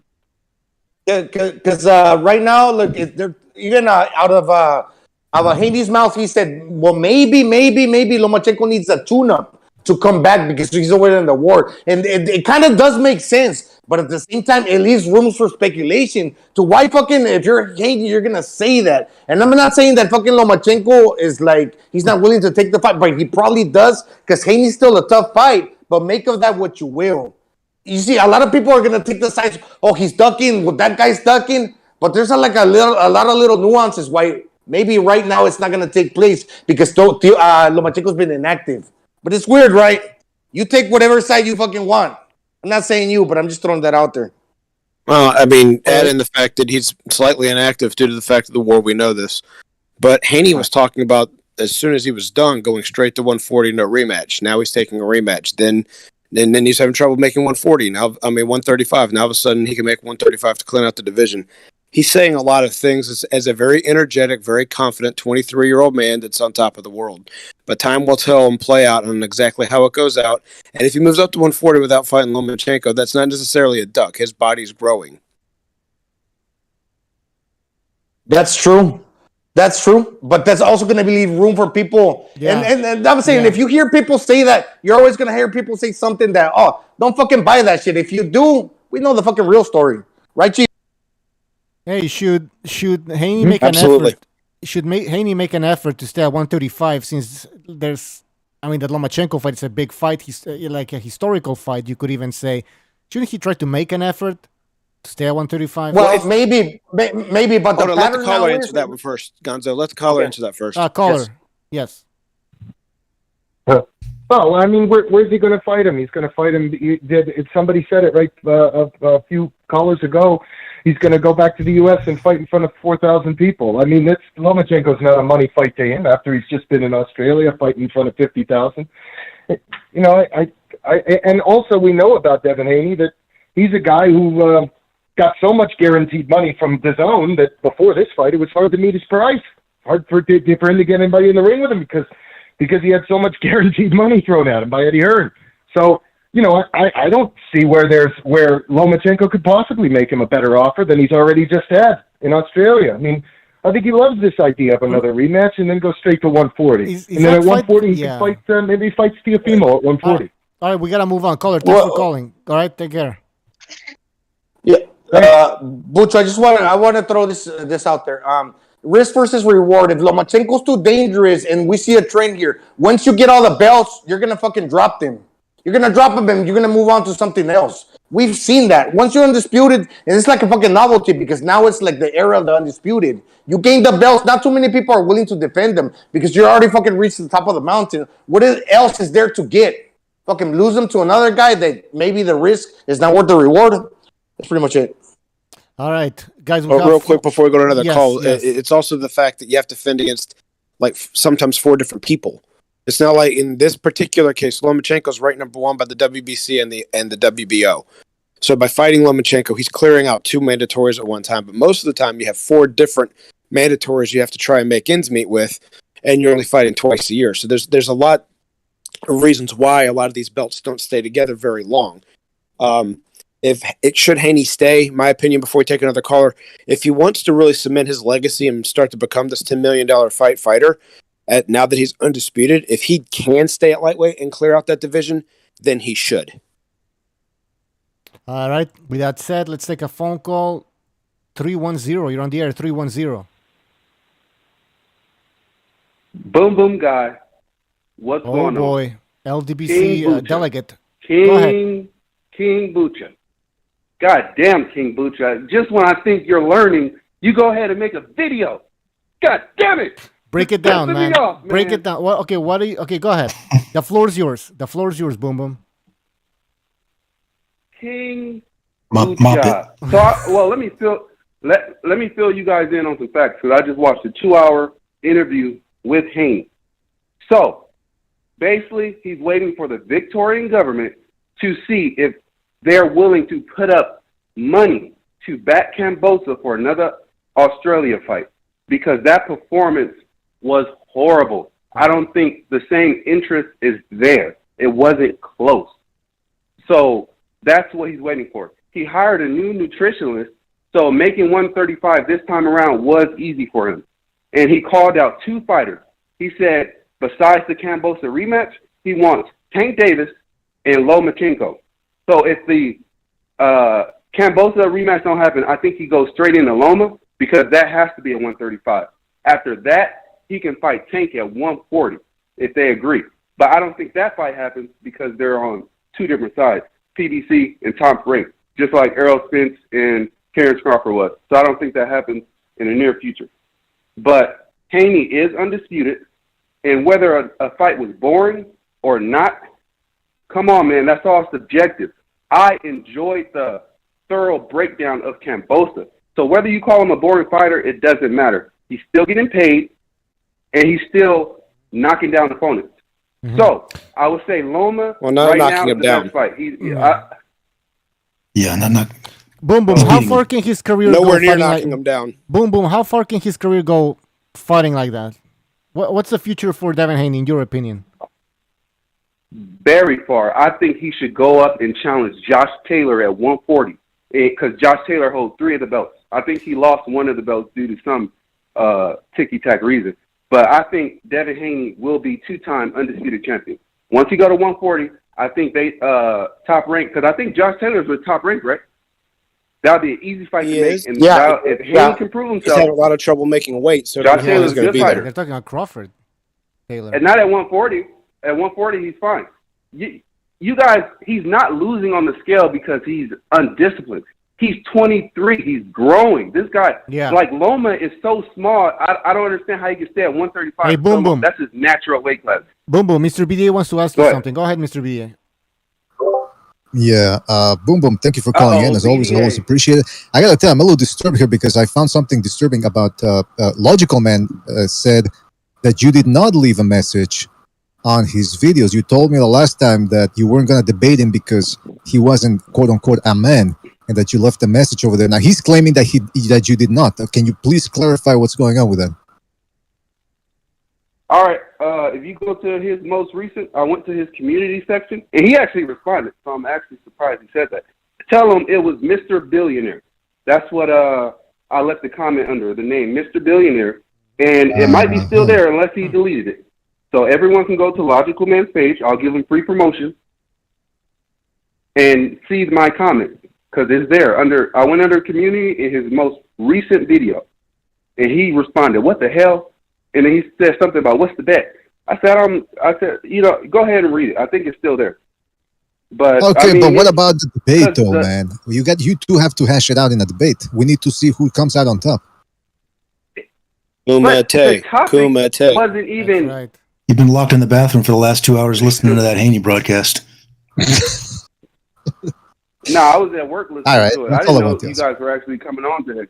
But yeah, that's all I had to say. I think King Bucho, you should do a fucking, what do you call that? A retraction. You should do a retraction, King Bucho, off the blasphemous comments that you said. Just when I thought you were learning. MMA is the most logical man I've been hearing on these podcasts. Jimmy, I like Jimmy because he's an opposing opponent and he speaks facts. But when Haney beats Loma, I'm coming for you, Jimmy. Gonzalo has good takes. That's all I can say. I forgot. Boom. Hey, Boom. What do you think about the fact that they're calling me out? Somebody called in saying just because I like Terrence Crawford that I should be liking more of a boxer of the type of like a Virgil Ortiz because Virgil Ortiz looks like me. You think that's a cool thing for somebody to fucking say that? With his boxing, it's all about fucking boxing. Never mind the fucking race. Yeah. Yeah, look at this, man. Hey, boom. Hold on. I've been getting flack. I've been getting flack for supporting Yo, Terrence boom, Crawford boom. over. Hey, stop, baby. Relax, man. You've been talking the whole time. Stop talking, man. Now look here, man. What's up, boy? I don't know what bit you was. Hey, how you doing, man? I don't know what bit you was talking about. Something that I lost. That's a lie. And it seems like you're a little too scared to have a debate with me talking about you're not a man. I'm not a man, but I ain't the one that's trying to support side babies. What are you talking about? Are you a man, fat boy? Hit the gym. You want to be an alpha. You want to teach red pill talk. Hit the gym. Come on, boy. Bro, you can't be an alpha. You talking about red pill talk. You talking about hitting You're the a beta gym? male. How you talking about hitting the goddamn gym? You support simps. Oh, my stepdad was a strong man. He took care of the bills. This will be the second Renaissance, bro. I don't even go. Tell me where the lie is. Tell me where the lie is. Tell me where the lie is. That dude's a lame. He took care of Tyrone, your real daddy. Tyrone. He paid all his bets. Leftovers. He paid all his bets.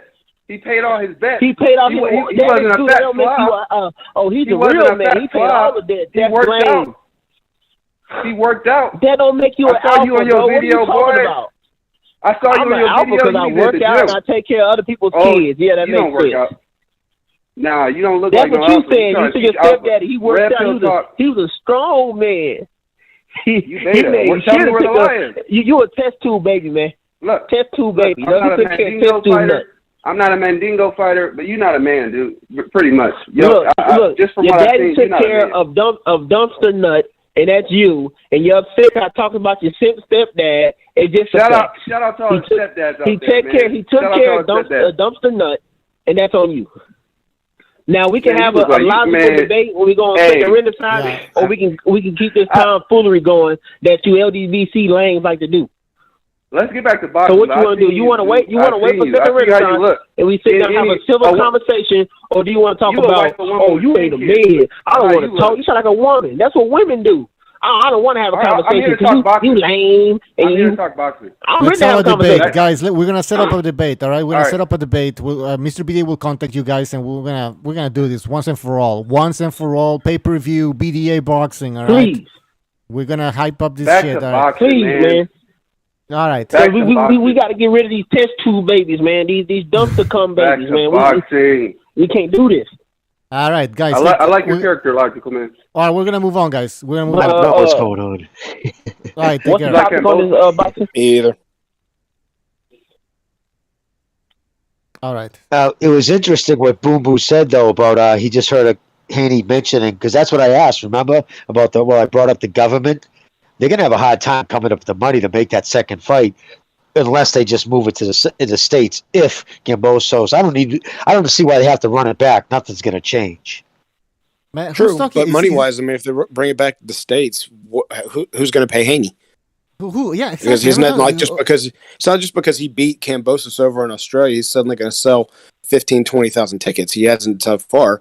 I mean, Mayweather did become that kind of a star overnight, but he beat Oscar De La Hoya, Olympic gold medalist, 6-time world champion. And he beat Kambosos. Chief, Mayweather was getting a lot of exposure by HBO. Is Logical Man still on? No, he's gone. But what? No, my point was the Australian government, I guess, financed the first fight because they wanted it to happen in Australia so bad. My point is, whereas Kambosos lost so one-sidedly, I don't think the people are going to be striving for it. So I'm curious. I don't think the government's going to pay for it, or be willing to pay for it, or as much. That's all. All right. Yeah, you know what? And it was like really a Debbie Downer. Oh, I am fucking Spartacus. When it comes down to the fight, after he lost, he was just basically saying, okay. He wasn't. Was he really looking like that dejected? No, he was kind of like happy. He paid no mind to, okay, as Devin Haney won, let's run it back. It's like total like hypocrisy in Kambosos' part. Yo, I wanna hold up, Jimmy. I wanna call out somebody, Logical Man. I heard you mentioned me, Second Renaissance. I think a couple weeks ago. Listen, I mean, I'm not even gonna bother with this guy. I mean, look how big his forehead is. He has like a little ponytail, bro. Barely had. Come on, bro. He looks ridiculous. I mean, he looks like he's on a 600-pound life. He looks like he eats KFC every day. I mean, the guy, look at his forehead, bro. Like, you're almost like 40, bro. Cut off the ponytail. You look ridiculous, bro. Look ridiculous. Are you talking about Pete? Logical. all right. Come on, Raheem. Raheem. Yeah, come on. Hey, not the reporter, the one from the Spike Lee movie. Little Baby Miller. The thing about it is this, like, as far as the whole issue about the Australian government and everything. Let Aram handle it, man. Like, if he takes a loss, he'll take it up the ass. If he didn't sell any seats, he'll take it up the ass. Haney got a contract with Top Rank. They understand what Top Rank wants from him. They want that Lomo fight, or they want to fight at 40 with somebody big too. So I think they came into it eyes open. They signed the deal. So I mean, we're gonna get our fight. And the rematch clause, I consider Kambosos basically not a Top Rank fighter, but DeBella and Top Rank, they'll fall in line. DeBella will. Yeah. Oh, you guys. DeBella's a manager, not a promoter. Sorry, didn't mean to interrupt you guys. A fraud. Yeah, go ahead. Yeah. Oh, go ahead. Well, let me say something real quick. You know why I respect Haney? And I just got to throw it out there. Let me get this on my fucking chest real quick. Because now the narratives that he's fucking tying. Okay, when two fighters are coming together, you can't really pinpoint who the ones that initiate the fighting, but at least he ain't fucking running around. I said, man, if this dude does big circles around the fucking ring, dude, I'm not a fan, but he kept it in the center. So therefore, for that reason, because if you're not born with that type of punching power, you only can do as much as with what God gave you. And he's fucking stretching it out to the limit. And if I'm fucking a boxer and my dad had a dream for me, and that's why my name is Devin the Dream Haney, and I can't fucking crack, but at least I'm keeping it in the fucking center of the ring. You're doing better than what maybe fucking Whitaker did against Jose Luis Ramirez in fucking France. Gonzalo, are you going to bring your son to be a boxer like Haney then? Are you going to model him on Haney? If he what style? Athleticism. Well, depends what God gave him. That's too early to tell, right? Gonzalo, maybe you need to go to be a boxer. Gym. You need to make him a puncher. Yeah, maybe you actually rate Haney. You actually rate Haney. Where do you rate him in the top of 135s? The best, or where do you put him? Too early to tell. Style makes fights. It's too early. But going back to the question, do you ask? Maybe my son's not born to be a boxer, right or wrong? Yes, that's true. Yeah. That's true. Yes. It's too early to tell. Yes, it is. But would you model him on Haney if you could? Who would you model him on if he's a puncher, if he had all the attributes? Yeah. No, that's subjective. That's subjective to what a fighter is born and the aggression that he displays, and it's just a lot of things that go into play. You have to look at the clay before you mold the clay. With Haney, the But public is got what. Haney the guy? Is the Haney the guy you'd go to if he had Well, the let me right tell if you. you had the right play? Would you go Haney or what would you go? Or would you go Well, Ryan let me Garcia? explain. No, no, let Yeah. me explain it in a different. Let me explain it in a different way. When you got a fighter that can't fucking crack, he doesn't have any option but to fucking box. When you got a fighter that can crack, sometimes they become one-trick ponies. But most certainly, that dude can learn how to box as well. Now, that dude's fucking like Exactly. greatly talented. But a lot of times when you fucking like predicate on that fucking power, let's say you got the power, but then okay, let me throw in, you don't got the chin. You're not willing to understand things inside the pocket. You're fucking skedaddling out of the fucking way, and you're never learned to be that good. Now, going back to the boxer's always going to stay on his fucking toes, especially if he doesn't have the greatest chin, because it's always going to be that lingering fear that he's afraid to get fucking knocked out. But it's the same thing, fight or flight. It's all dependent on what you're born and how good you can stretch those capabilities and whatnot. That's all, man. I don't All right, really want to run off with guys. this. I'm All just right, responding to your question. Gonzalo. Let's take one last phone call.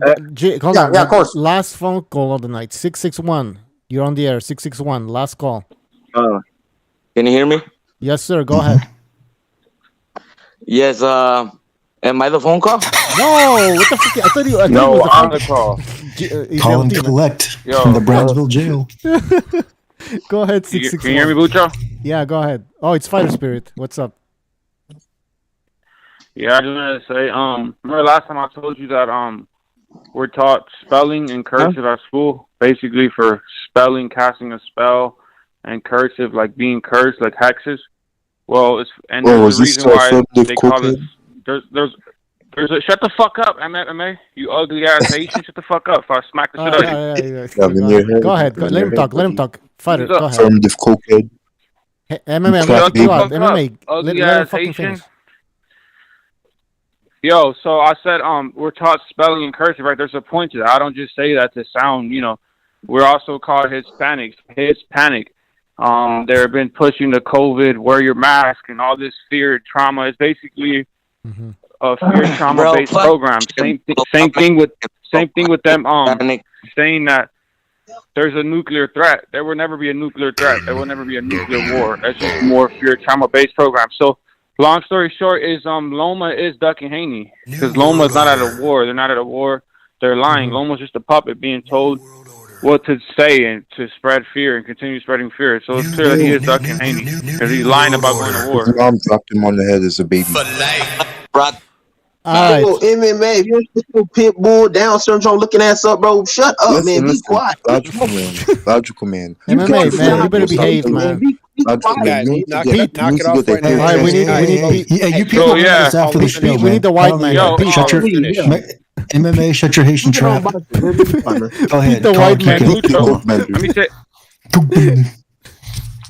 Go ahead. Let me say one last thing, and then Yeah, I'll go. one last thing, please. Yeah. And you guys have to stop putting Loma over Teo as if, Loma's better. Loma already has 2 losses. Teo beat Loma. That's all. All right. Peace.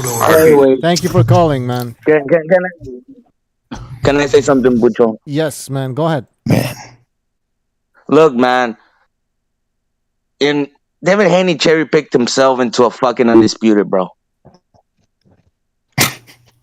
Hey, when Loma had all the belts, fucking Devin Haney. When Loma had the belt, Devin Haney ran the other way. Come on, man. Come on. Really, you want me to call him king? Fuck that. The stars aligned. The stars aligned for Devin Haney, man. That's a reality, man. The stars aligned. He fought one guy. That's a good point. It's not his fault. It's the way it worked I'm not out. saying Fuck it. I'm not What do saying you mean it's it's his not fault, his man. fucking fault, bro? He knows what he's doing. He cherry picked himself into undisputed. Easy. Listen. Simple. I don't think it's his fault. Simple, man.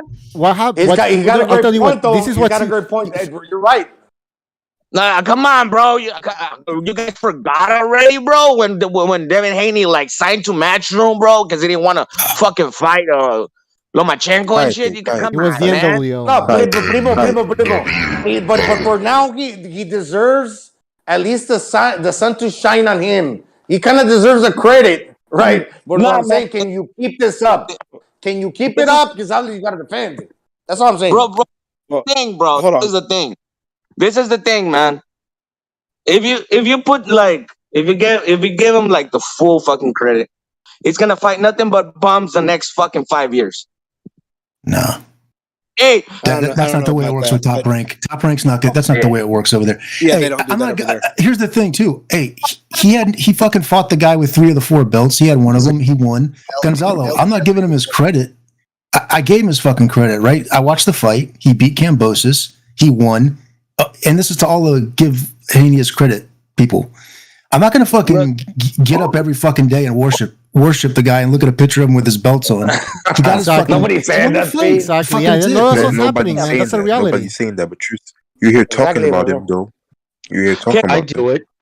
I'm glad that he signed with Top. Yeah, as far as I'm concerned, Well, you don't gotta wake up every morning and look to Mecca and praise to Allah because he's Muslim and all of a sudden fucking praise Devin Haney. No, you don't gotta do that.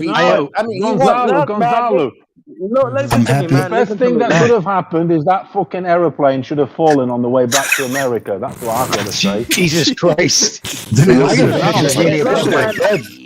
would be one less crack dealer. It would be one less crack dealer on Earth. Listen, people can't give Haney his props when we're out bringing up Lomachenko or something. Just give him his props and move on. If you don't like him, just move on. Stop talking about him. Done. So, LT, I got a quick question. No, we're not going to move on. We're going to tell the world that he's a fucking fake undisputed champion. If you don't like him, move on. He's a fucking hoe. No, we're not moving on. We're going to say he's a hoe. We're going to say he's a hoe till he gets beat. Okay, would you say to his face? I bet you won't. Chief, go ahead. Oh, that's like, hey, MMA. I fucking would. That bitch can't bust a grape. Bro, Chief, you gotta get in there, man. What's he gonna do? What's he gonna do? Jab me? Is he gonna jab me? Is he hide behind his Shut the fuck up, I'd end up owning his 14,000 square foot house. It's different in the street fight. Shut the fuck up, you little prick. Yeah, of course you would. Yeah, but he'd lose everything. He's off straight away. Well, that's the reason why he walks around with that fucking big bodyguard, because he doesn't want to lose all the shit he owns. Look what that dude in the airplane. He was trying to goad Tyson into a fight. If a fight is smart, he won't hit him because they have too much to lose. I understand, but when people on the internet, I'm not gonna say. Oh yeah, listen, MMA street people can't beat fighters. Nobody. I don't give a fuck how tough people think they are. A fighter punches for a living. You know what I mean, dude? They crack us all up. Of course. People are saying, come on, and stuff like that. But at the end of the day, he doesn't punch for a living. Haney doesn't punch for a living. What are you talking about? Haney gets hit in the head for a living. Haney could die at any moment because in the ring. So not enough. But not for nothing, dude. Even someone who doesn't crack, hits that fucking hard in boxing, he catches most people on the street. He's gonna put them the fuck out because he's gonna hit you accurate. Jimmy. We just saw this African guy die in the ring. So people are making it seem like, oh, yeah, no matter what style it is, you can still die in the ring. Look at that African guy. He dropped the guy, and he's still... of course. Yeah, I saw your video. That was, by the way, MMA, that was crazy. He was swinging at the air, right? He was swinging at the air like a fucking ghost. Crazy. Well, look at Paulie Malignaggi, his buddy Pete. Well, Paulie Malignaggi, his buddy Malignaggi, his buddy Pete talks about it. He says every street fight I've ever seen Paulie in the street, he puts dudes out. But it's big difference than when you don't have 10-ounce mittens on and other guys who also know how to punch and take a punch.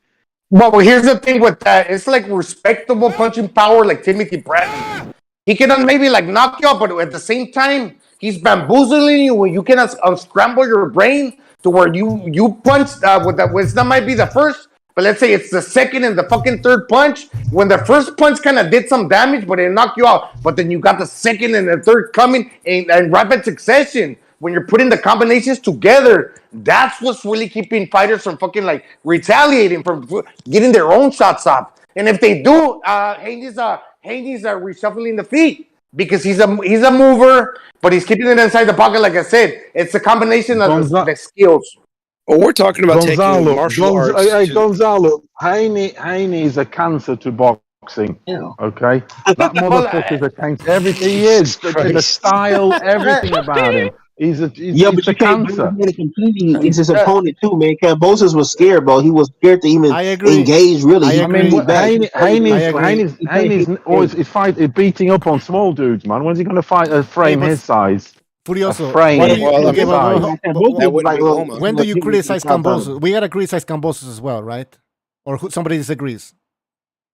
We had I'll to criticize him all night long. It might be That was not a he was championship scared. effort that he put forth. That was borderline cowardice. Yeah. Like he didn't even Yeah, try he in was that fight. afraid. No, Everyone but you was know what? agreeing that he was. Also, they're more naive because in Australia, this wasn't like when Pacquiao ambushed coming in Australia. They ain't getting that fucking sparring to where like the dad, he was kind of clueless. What he needed to do in the championship fight to let's make it fucking rugged. Let me step to you and try and basically he thought he was gonna box a fucking boxer when you're fucking flat-footed and that dude's more fleet-footed. It's got the longer dimensions. What were you thinking, Kambosos' dad?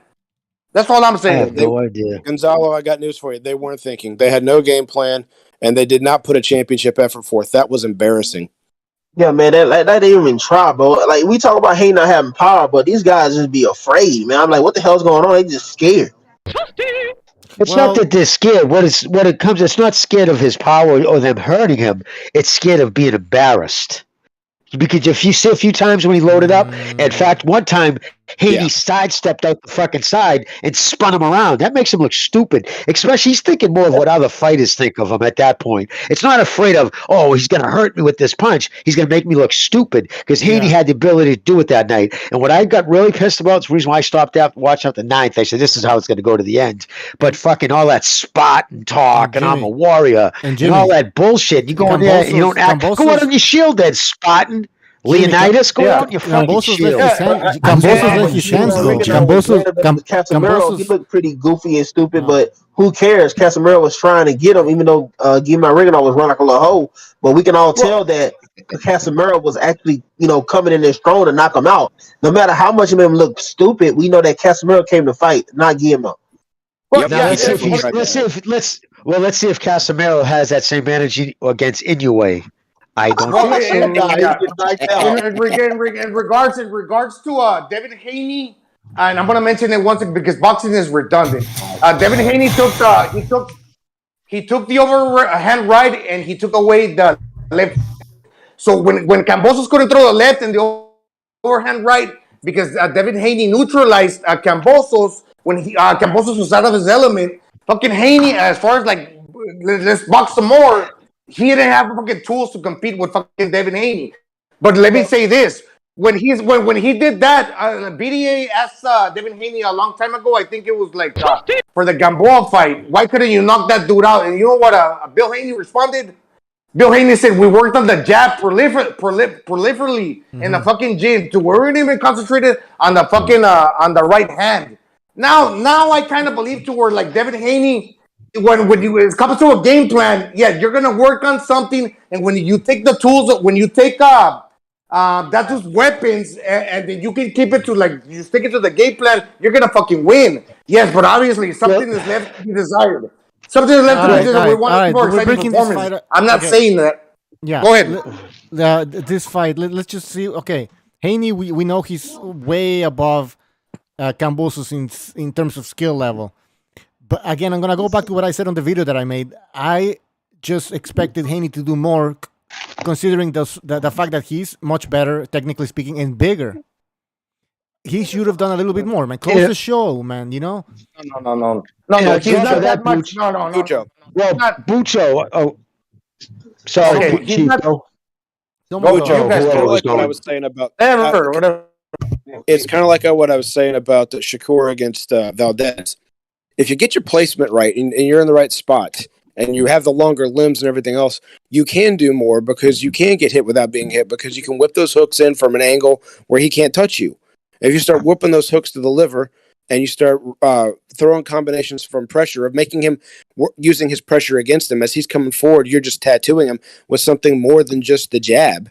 which is what I wanted Shakur to do against Valdez, then you can have a person almost mentally quit, and then you're able to knock him out. Jen, the thing about Haney is Haney doesn't deserve any praise at all. You cannot tell me someone who's had an easier fucking undisputed win in the history of boxing. Okay, he's beat up on Kambosos, who's less than Jojo. Jojo Diaz is better than Kambosos. Put up a better fight. I can't praise that motherfucker. But this is you guys are saying he looked amazing, scientific against Kambosos, a lesser man than Jojo Diaz. But going back to what I mentioned, when you were born, you can only do as good as what you get. That you gotta mold that fucking. You don't have the Julio Cesar Chavez's change where you can explore the inside to where I'm gonna better my game on the fucking inside. No, you gotta keep it. You gotta stand your fucking toes. You don't have the Roberto Duran type of fucking power. And if you got some type of speed, you ain't putting it together like fucking Macho Camacho or Medrick Trailer. Yeah, it's more like a Purna winner. Is what I'm saying. You're saying something that, but you're neglecting what I was saying. Is you're saying Camacho and Taylor would throw those punches from angles where they couldn't get hit back. So they were still throwing those big power punches. They weren't standing right in front of them. They were standing over to the side. So when they flurried with those punches, and maybe they didn't knock the guys out, but they busted them up and they broke their will. Haney wasn't doing that. He was standing right in front of him. And I'm not taking anything away from him beating. I'm not giving him the credit. Safe and sure. That's all he did. You were safe and sure. No, you're right on that. I agree. I'm not shining his credit as if he deserves all this praise. He had a guy in front of him that didn't want to fight. So if the guy doesn't want to fight, bust him up. You don't have to bust him up because you don't have power. I get all that. Then use your angles. Use your angles and whip these punches in from the side where he can't see him and bust him up. And he didn't do that. What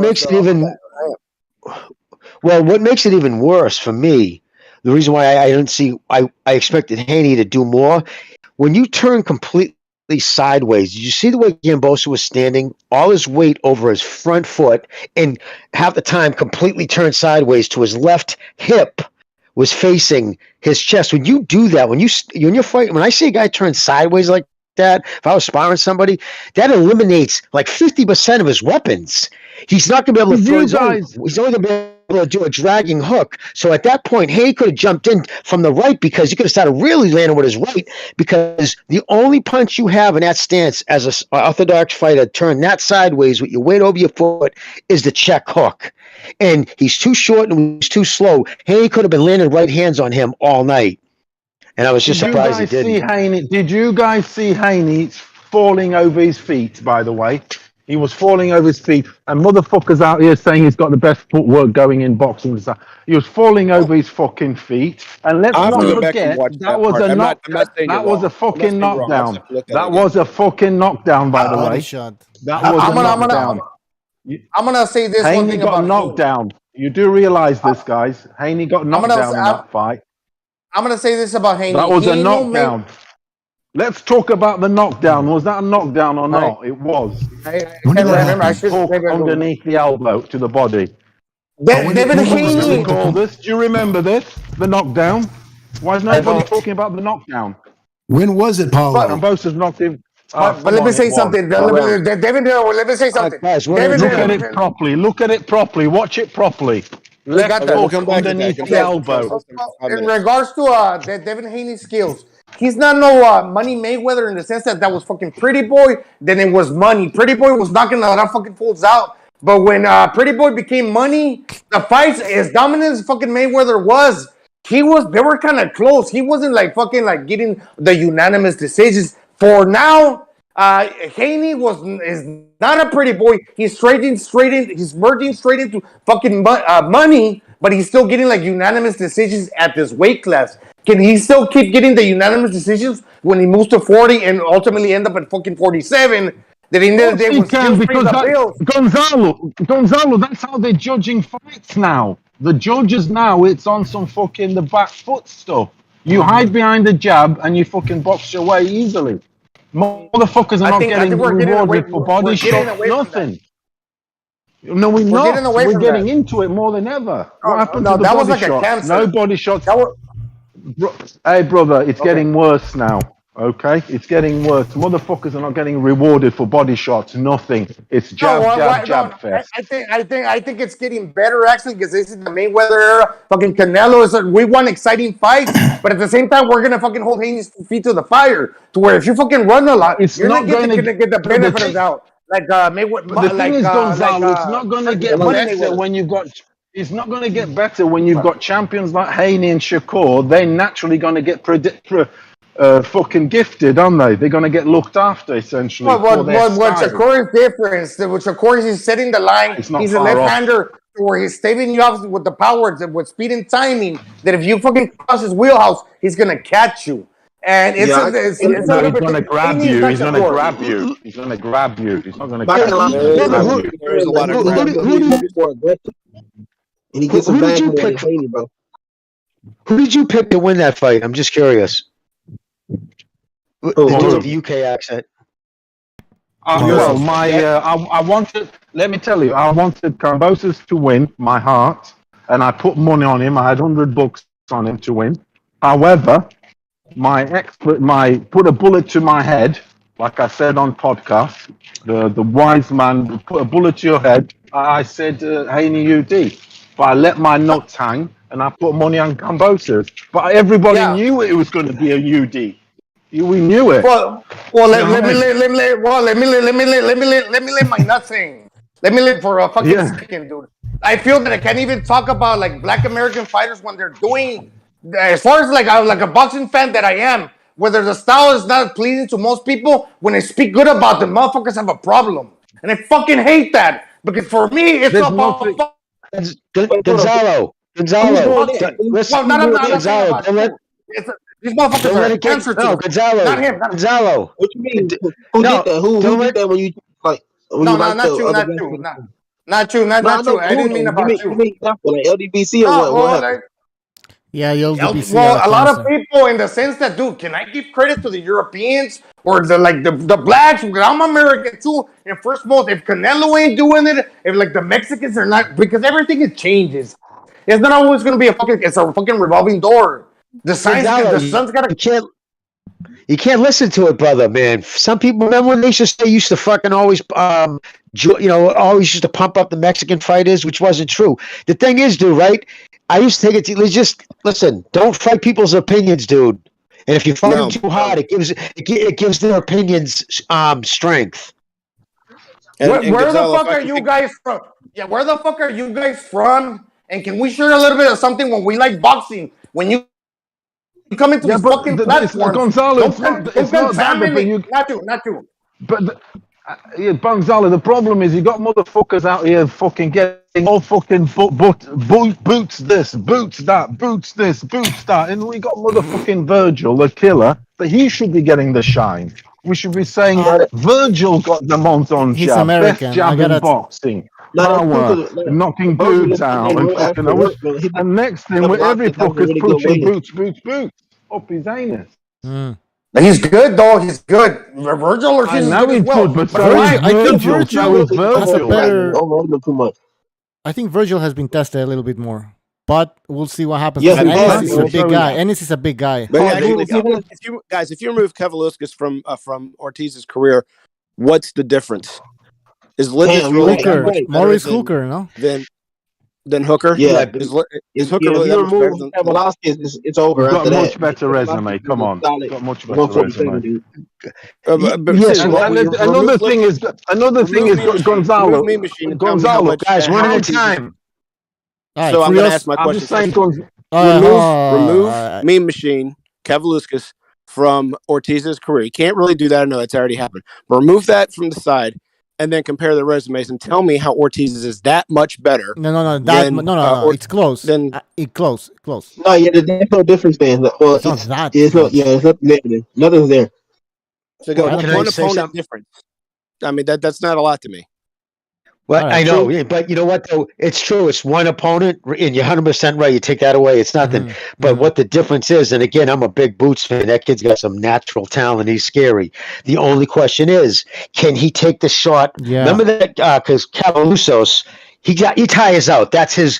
He doesn't really get knocked out. He ends up gassing out because he's so big and strong, and everybody who fights him says he punches like a mule. He had the question that I have about Boots, and everybody has. He took that shot. Remember, he was actually even hurt, and he came back. So he answered that question. So that one fight has put him, I think, above Anus in my eyes right now because he's answered that question. Once Anus answers that question, I'm saying Anus answers that question. Those two are the fucking guys in the fucking at 147 right now. Right. My two And it's big supposed to be guys. there. Can I just say That's that Cav Velasquez fought Crawford? Can I just say that Cav Velasquez fought Crawford and he's fought Ortiz, and he said publicly that Ortiz is the hardest puncher he's faced. Okay. Oh, Okay. My opinion, I said he said, yeah, he's the hardest dude he's punched. Ortiz, not Crawford, I said not the anybody. I said the Well, I said the And I real respect last a week. boxer's opinion, not someone on a panel. Someone a boxer's My opinion. I respect. opinion is Virgil Ortiz. My opinion is Virgil Ortiz has the heaviest one punch, hardest puncher in welterweight is Virgil Ortiz. That's my opinion. The best jab. I think- jab. I'm the best jab. I don't know about that. best jab. I'd have to. Power because jab. Power. I would have to say right now. I mean, it's stinging, but for accuracy and length, He's not because dude. of Boots' length, he's a not big glued. dude. Yeah, but he's not dudes out, Virgil, with the jab alone. You get me? What is this? But What is that? Boots versus that level. But guys, is this a Boots versus Ortiz type of discussion? Is that what y'all are discussing? Like Boots and Ortiz? I was just discussing who is I would say who doesn't have belts right now, like the top welterweights. I think those two are the next generation of guys coming up. I think they're going to be better than this generation. I think that Stanionis is real solid too, man. No one's talking about Stanionis. He's really solid. I think he'd be a great either a top 10. He beats Boots. He beats Boots. He beats Boots. I know. He'll beat Boots. I don't know about that, but that'd be a good fight. He'll beat Boots. A great test for Boots. I think Stanios is one level below them. It's one of those, I think Boots is real big. Big kid. Boots is real big. He's more. Boots and Virgil. I definitely prefer Virgil. And guys, and you can take this for what it's worth because I've been asking for over a year. I finally talked to somebody who knows people out in that Philly way or wherever he trains, and they say he can take a shot. Maybe it's just people talking him up, so you got to keep that in mind. But this dude told me that in his training, he's been clipped hard, and he can take a shot, and he's as tough as nails. So let's see if that's true. He's been hit. I see that. He has been hit. But anytime he's been hit, Boots has been hit. But anytime he's been hit, has there been any sign of him even distracting him from what he was doing? Has it changed his game? Has it buckled his legs? Has it done anything? He took one stutter step that was probably a balance shot from Lipnitz. That's it. And any other time he's been hit by anybody else, even Delorme or anybody else, it hasn't done anything to him. And I haven't seen this much criticism of a guy that naturally talented, because when Floyd was coming up and when Roy was coming up, they weren't fighting anybody either, and nobody was criticizing him as much as they're criticizing Ennis. Yeah, he does catch an exorbitant amount of dislike. I've noticed that. Really? I guess maybe. I only just want to see him fight more often. Him and Virgil, both of the two. Yeah, he's in a real weird promotional situation because he's with the PBC, but he's not with the PBC. He's under contract with Gary Shaw and Showtime. If he starts the motherfucker's got 28 fights, Boots, and he's fought nobody. Boots has fought nobody yet. Did you see the guy he fought last time out? That fucking Commonwealth Canadian fucking shut his eyes. Castile Clayton. He hasn't fought anybody, Boots. Yeah, he looked fucking like Michael Jackson on the dance floor, but he ain't fucking fought nobody. So we're going on an eye test. I don't think that dude's ever been. Well, that's what we do with all fighters. Suspect, though. All right, okay. So come on, hold on, guys. Hold on. So whereas with Virgil, at least we know a little bit more. Yeah, but here's the thing. When is he? Okay. When is he gonna step up then? What's the plan? Which week? But Ennis. Who you have on a lot of about? questions. I mean, when is he gonna step up in that competition? Bitch, well, that's why I asked. Here's the other question. Yeah, here's the other question. what the fuck's going on? About Jamal James. What you got to think about that? I think they're grooming him for a vacant title. They're grooming him for a vacant title when the titles get dropped or something. That's what will happen. Fuckers moving up I don't or know about something. all that. I don't know about all that. What you guys think about that fight, though? Jamal James and Ennis, like a little test. I think it'll secure his fact as spot at number 1 in the IBF. So I think I think he should already be, because when there's vacancies in the IBF, especially the number 1 spot, when 2 guys in the top 10 fight each other, the winner usually becomes the number 1 guy. So he fought someone. He fought number 6. He was number 3 or 4 because 2's vacant. That should make him number 1. And guys, you know what I do too? Real quick, Jimmy. Yep. We keep talking about when he's going to step up. When is anyone going to actually try and who wants to actually test him? Nobody. Thank you. Go, Jimmy. Dude, I was going to say. Jimmy's turn. No, I'll make it real quick. I was going to say what I do, and I'll admit, man, it is what it is. But I listen to certain people. There's a handful of certain people whose opinion I really hold in high regard. And when they say something like when Steve Kim says this is a kid to look out, and he mentioned in a DM to me years before, probably a year before I even heard anybody talking about him on Twitter about Boots Ennis, because Steve's good about that. And he did the same thing with Bam Rodriguez and Xander Zayas, all these guys. I'm telling you, and he's never stood me wrong. So I mean, he's big high. No, I know. I'm just saying, and he's big. I mean, high on him, but he does. Steve Kim's a sucker, though. I don't respect him, but it's what it is. Yeah, he's a friend of mine, dude. So you can. Hold on. I respect you. Continue on, Jim. Go ahead. Well, no, and I was just going to say, he's always been, and Steve has the same question. He says there's one question left about him. We know he can pitch. Can he catch? And until he does, this is the fucking thing that's going to hang over him. But I know that does sound kind of fucking flamey, right? I don't want to find out. But Jimmy, talk about that though. What you said though, Jimmy, you're on point though, Jimmy. Now this is one time where it really does matter, and it's a little bit thick, but he is in a legal situation right now where, believe it or not, it's like an injunction. They're trying to figure out his promoter. And really, they do need to. I mean, it really is not like I'm going to sue Fury for having egg weights and all this bullshit. Like not like make believe court. I mean, like it's really in a court pending to where he needs to get approval from the plaintiff on that for every opponent, or it was recent until very very recent. I think it's still pending to where until that case is figured out. His old promoter needs to give approval for upcoming fights. No, he does. And what I'm saying is exactly right. Believe it or not, it's exactly that way. And so that might lead to some of this kind of like soft opposition you've been seeing. And then so far. we've got to look at the fact that the PBC keeps everything in house. It's up to them then, right, to have somebody from there. And I mean, look at the stupid comment Keith Thurman made when he was asked about him 6 months ago. Who's he? I don't know who he is.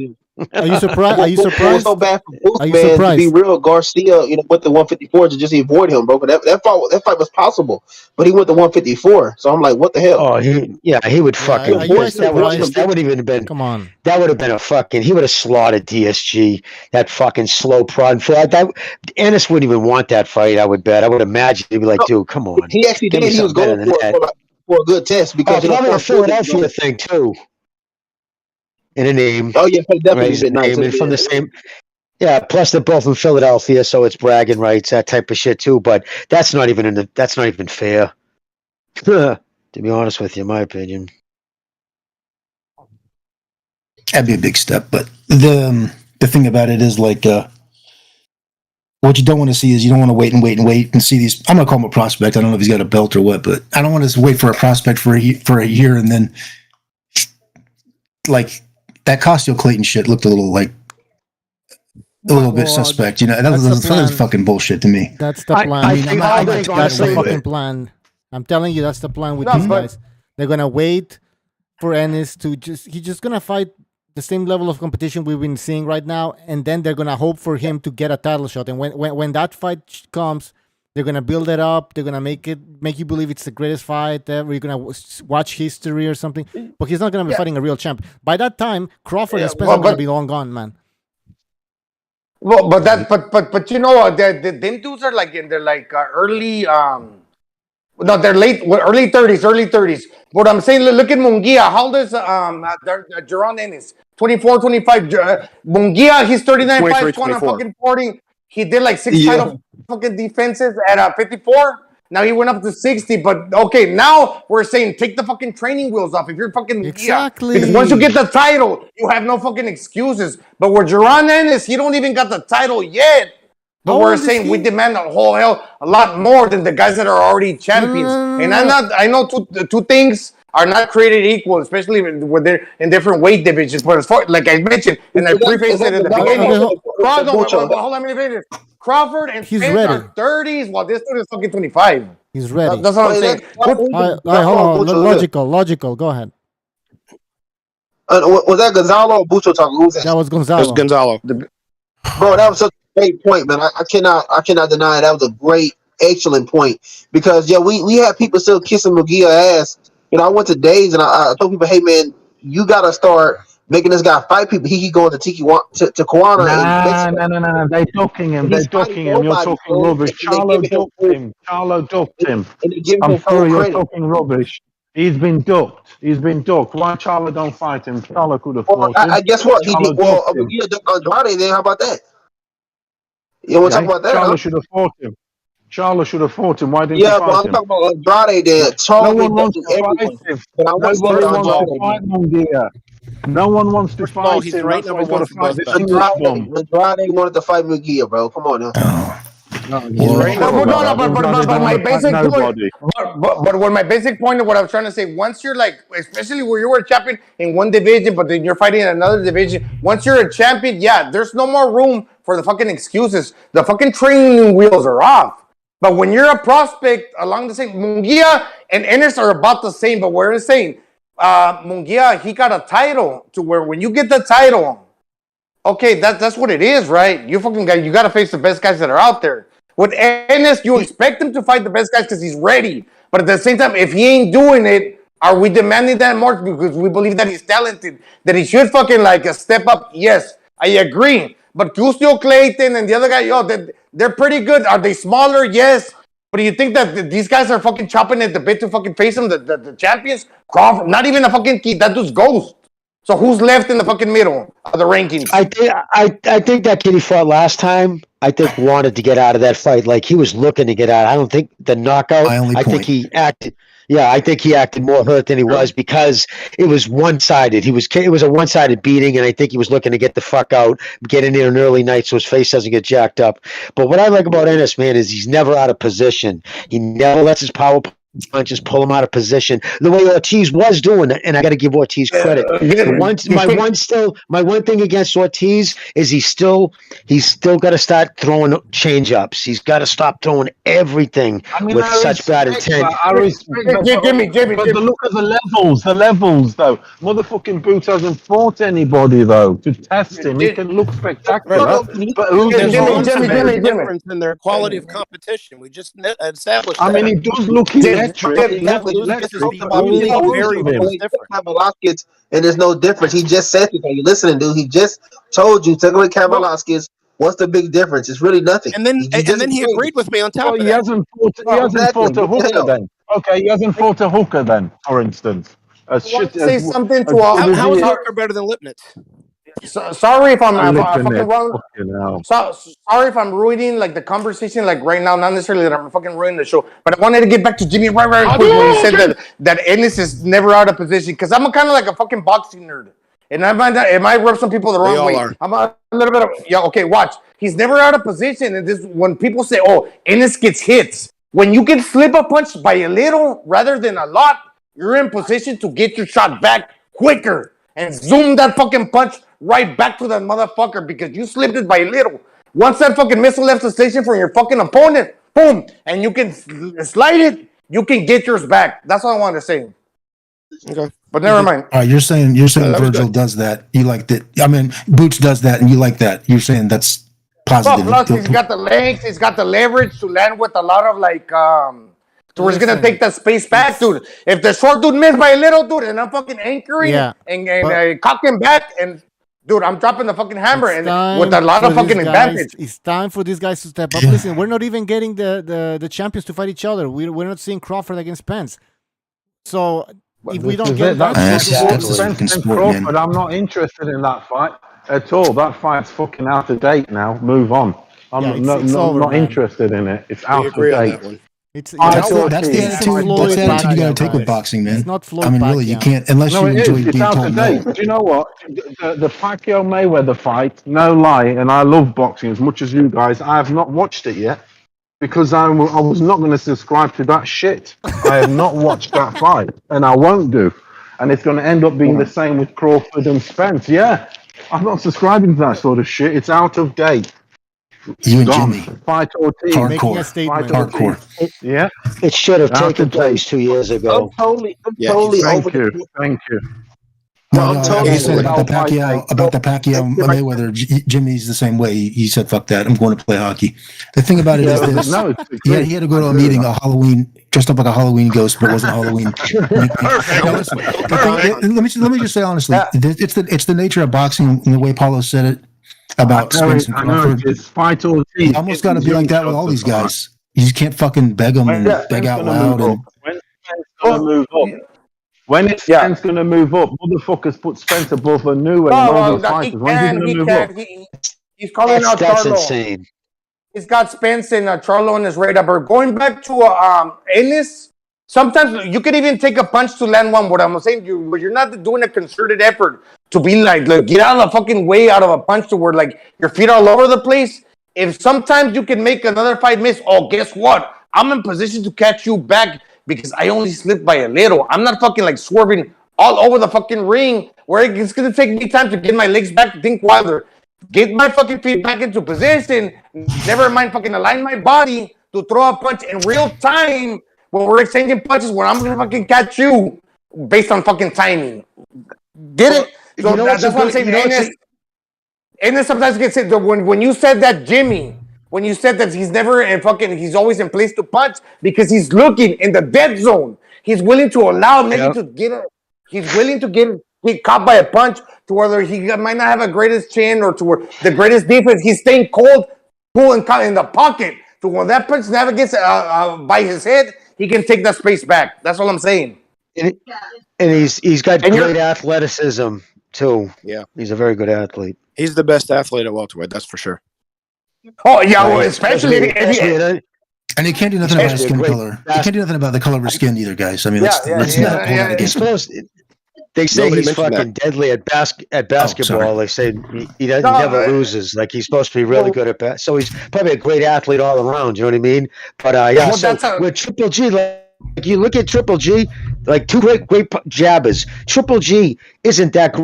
I wouldn't say he's a great athlete, but what he is so fundamentally sound that he does everything. But the difference between a fundamentally sound fighter and a fighter who's just athletic, got a lot of athleticism, when Triple G would get off target, say Canelo would hit him, before he gets into his jab, he would have to kind of get his feet set again. He could set him off. Where somebody like Ennis, what makes him dangerous, no matter what position he's in, he can hit you from it, even off balance, because of his athleticism. That's the one thing Triple G lacked, in my opinion. Of course. Let me say this last. I'm sorry. Let me say you're absolutely right. With Golovkin, it's more about the mechanics and the timing. To where I'm gonna line you up, but at the timing beat where I cannot pull the trigger that quick, especially now. I can still catch you because I'm gonna line you with the jab. I'm gonna get the mechanics behind you to where it's predicated upon timing. With Ennis, it's like the Roy Jones, the Cadillac fucking reflexes. Exactly, bro. And that's why I was about to say the one thing I'm most fascinated to find out about Boots is his chin check. Because as far as I'm concerned, the most important things for me in a boxer that I want to see, could be flashy, can be anything, is what's his chin like? Because that's what takes you to the end of the line in the future. We don't know what his chin is like. And until then, we don't know if he can get that fight, right? Hold your horses, my friend. We don't know if he get that fight. We don't know. It'll be too difficult because he's not trying to do Let him finish. And I'm pretty convinced, and I am pretty convinced. Hold on a minute. I'm pretty convinced that he hasn't got a chin. I think he's just another flaw. He's a poor man's fucking Roy Jones. A poor man's Roy Jones. All right. Logic man's turn. He's been waiting. Logic. Yeah, and also keep Logic. Okay, all I said was that it's going to be hard for us to so-called because Fury so much about his chin. It's going to be very difficult for him to get that opportunity because he's not signed to a major promotion. So it'll be very, very difficult for him to get that. So in other words, he's getting looked after well, isn't he? So you're admitting that he hasn't fought anybody and he's being fucking looked after. No, he fought Well, with I'm also, he's only 25. Man, let me he go. got to satisfy Let you me go on this because. one. Let me Go go on ahead, this man. one. I asked the question earlier to Furioso. Who's trying to challenge him? Who wants to step up and test that? And you even said yourself, nobody wants to. So, what you have a question over a guy that you're holding something against him. Dudes do want to fight him. Who? I'm pretty sure Virgil wants to fight him. You know that that's hold on a minute. Fight, I'm sure he wants to fight. Boxer wanting to fight another. A boxer I'm sure he wants to fight another and calling Ortiz too, another but I one don't out hear doesn't Ortiz mean. calling him out. Hold up. Business. Hold on. Also, has anybody sent him an official contract? Because we know that Ortiz's camp hasn't. So Has Boots sent anyone an official contract? Has Boots sent anyone an official contract? You're making out he's the king. When the champions are Jesus Christ. But when the champions are not fighting the fucking champions, but when you got two young cats that barely fucking getting some skin in the game, don't expect them two guys to make that happen. Logically, in a fucking career as a boxer, now we're talking about managerial, like fucking promotional entities. That fight's not going to take place now. We're talking about the fucking marinating process. No, we're talking about fucking Crawford. But they're not going to cancel it. It's not fucking Amir Imam versus Ramirez to win. It's like a fucking Friday night fucking fights that the winner's gonna fucking go to live on greater fucking live another day. Yes, that could certainly happen, but it's not fucking happening now. And let me say, I was saving this for like last, but I'm gonna squeeze it in. I'm not fucking saying that Virgil Ortiz cannot beat fucking Duran Ennis because although Virgil Ortiz got the lesser fights and that dude's been fighting for a little bit longer, I think Virgil Ortiz is a little bit more proven with the Caballos because when they hold on. Well, let me fucking finish. I'm trying to fucking get in. He's got 100% KO ratio, while Bucho Ennis maybe got like a 95. And I'm not gonna fucking get all into break it down to who get fucking harder than the other guy. But a lot of times, no. Let me fucking finish. Hurry up, everybody wants to talk. Can I fucking finish? No, me? You're shouting to me? No, Gonzalo, yeah, you good. Hurry up. Everybody else wants to talk. Well, fucking talk and don't fucking cut me off because I ain't disrespecting you. You're cutting everybody off. Now hurry up. For how long? For 30 seconds, 1 minute. Count the time. How long have I been fucking talking? What time? Make your point, No, I'm making my point, but you decided to fucking get all emotional. All right. Make your Gonzalo. That's it, man. Listen. I'm done. I'm done. Brother. Yeah, bro, get fucking talking. All right, let's calm down. Yeah. Okay. I know, I don't like the way you talk to me though. Yeah, let's Gonzo, you and I are brothers. You know that I love you, okay? But you have been controlling the air most of this night, and people are trying to talk, and then you jump in over me. Go back. And I'm just asking, and I was trying to get you to just finish your point. Now, people have been trying to interrupt you just now, so let him finish his point so he can finish, and then someone rebuttal if they want to. But let him finish, and then Gonzo, please let somebody else have the air, okay? Get it. Well, but you're making me sound like I'm a fucking dickhead. I'm a fucking cutting everybody else. I just apologize to you and asked you to finish. No, but don't control and don't spin it. Don't spin it like I'm gonna fucking you're subservient. I'm not. But hey, Gonzalo, Gonzo, you're going off track. Will you please finish? Let's do like this then. Let Gonzalo go first, then King Bucho, Can I pick up on what Gonzalo said about Boots having an amazing KO ratio? So does Ortiz. Yeah, Boots is bro. He just said that, bro. You fucking listen, bro. He just said that Boots had 95 and Ortiz 100%. You gotta be quiet and let the man speak to hear the shit. Well, finish it then. Please, Gonzalo, finish. Superb. Whenever he's ready. Whenever he's ready, he's ready. But I think we understood Gonzalo's main points, and I don't think anybody's got much of an argument with him. So there's no problems there.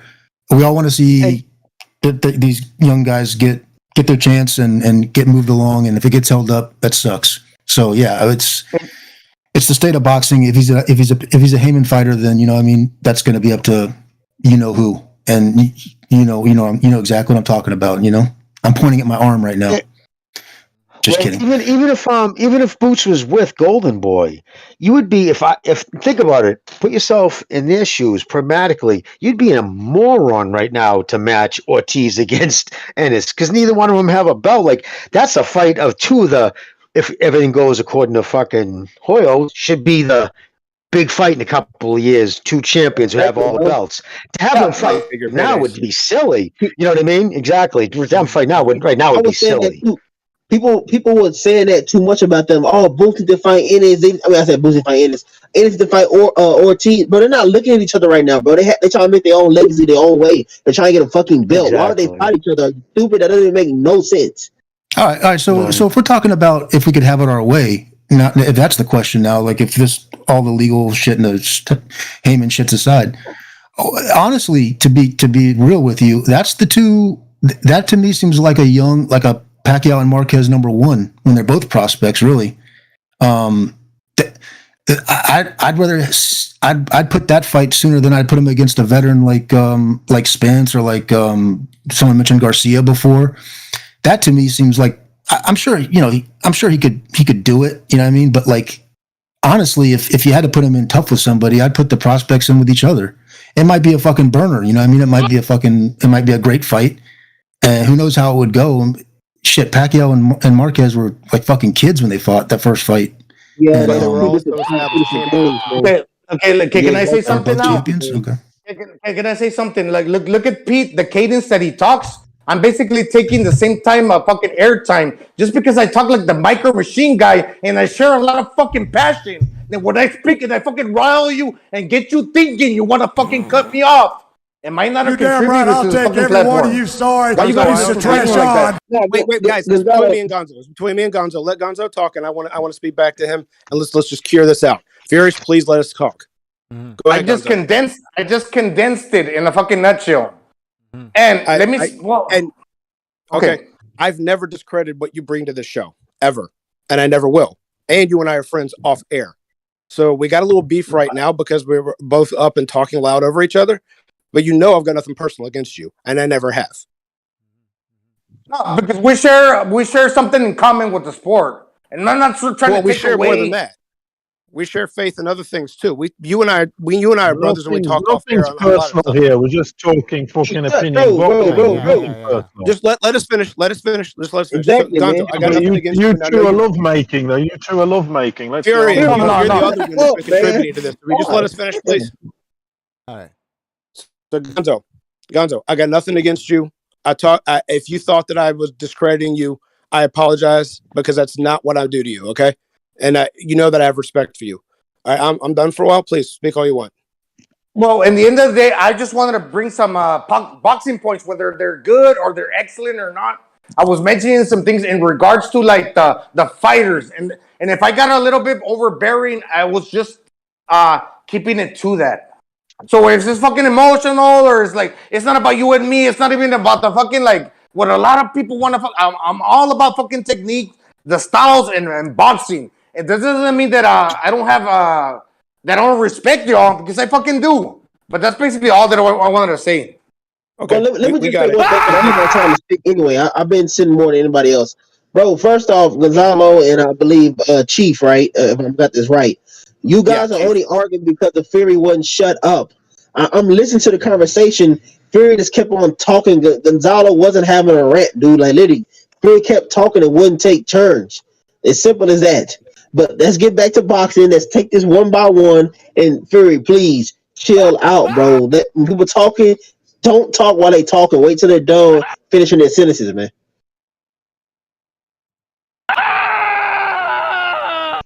Hey guys, You guys talk. No, you guys can stay online. I gotta go, man, because I gotta wake up later, early. But anyways, Bucho, thank you for having me, brother. Yeah, no problem, guys. Thank you for joining. Yeah, man. thank you, Bucho, for having me too. No problem, man. You guys Thank you, are the Bucho. best. You guys make it exciting, man. You guys bring the energy bless, to the Bucho. YTBC, man. All right, guys. See ya. And everybody in the chat, I want to thank you for joining us. We'll see you tomorrow for the Open Lines Friday. Open lines, anybody can join. Well, actually, there's limited spaces, if you remember, but basically anybody can join if you get there on time. So, yeah, guys, I see you in the chat. The Quacks, Tony Boswell, Don Ramon, I was in the chat reading your comments. We'll see you tomorrow. Take care. Where's the fucking music? Did I fucking close the fucking... Oh, no, here it is.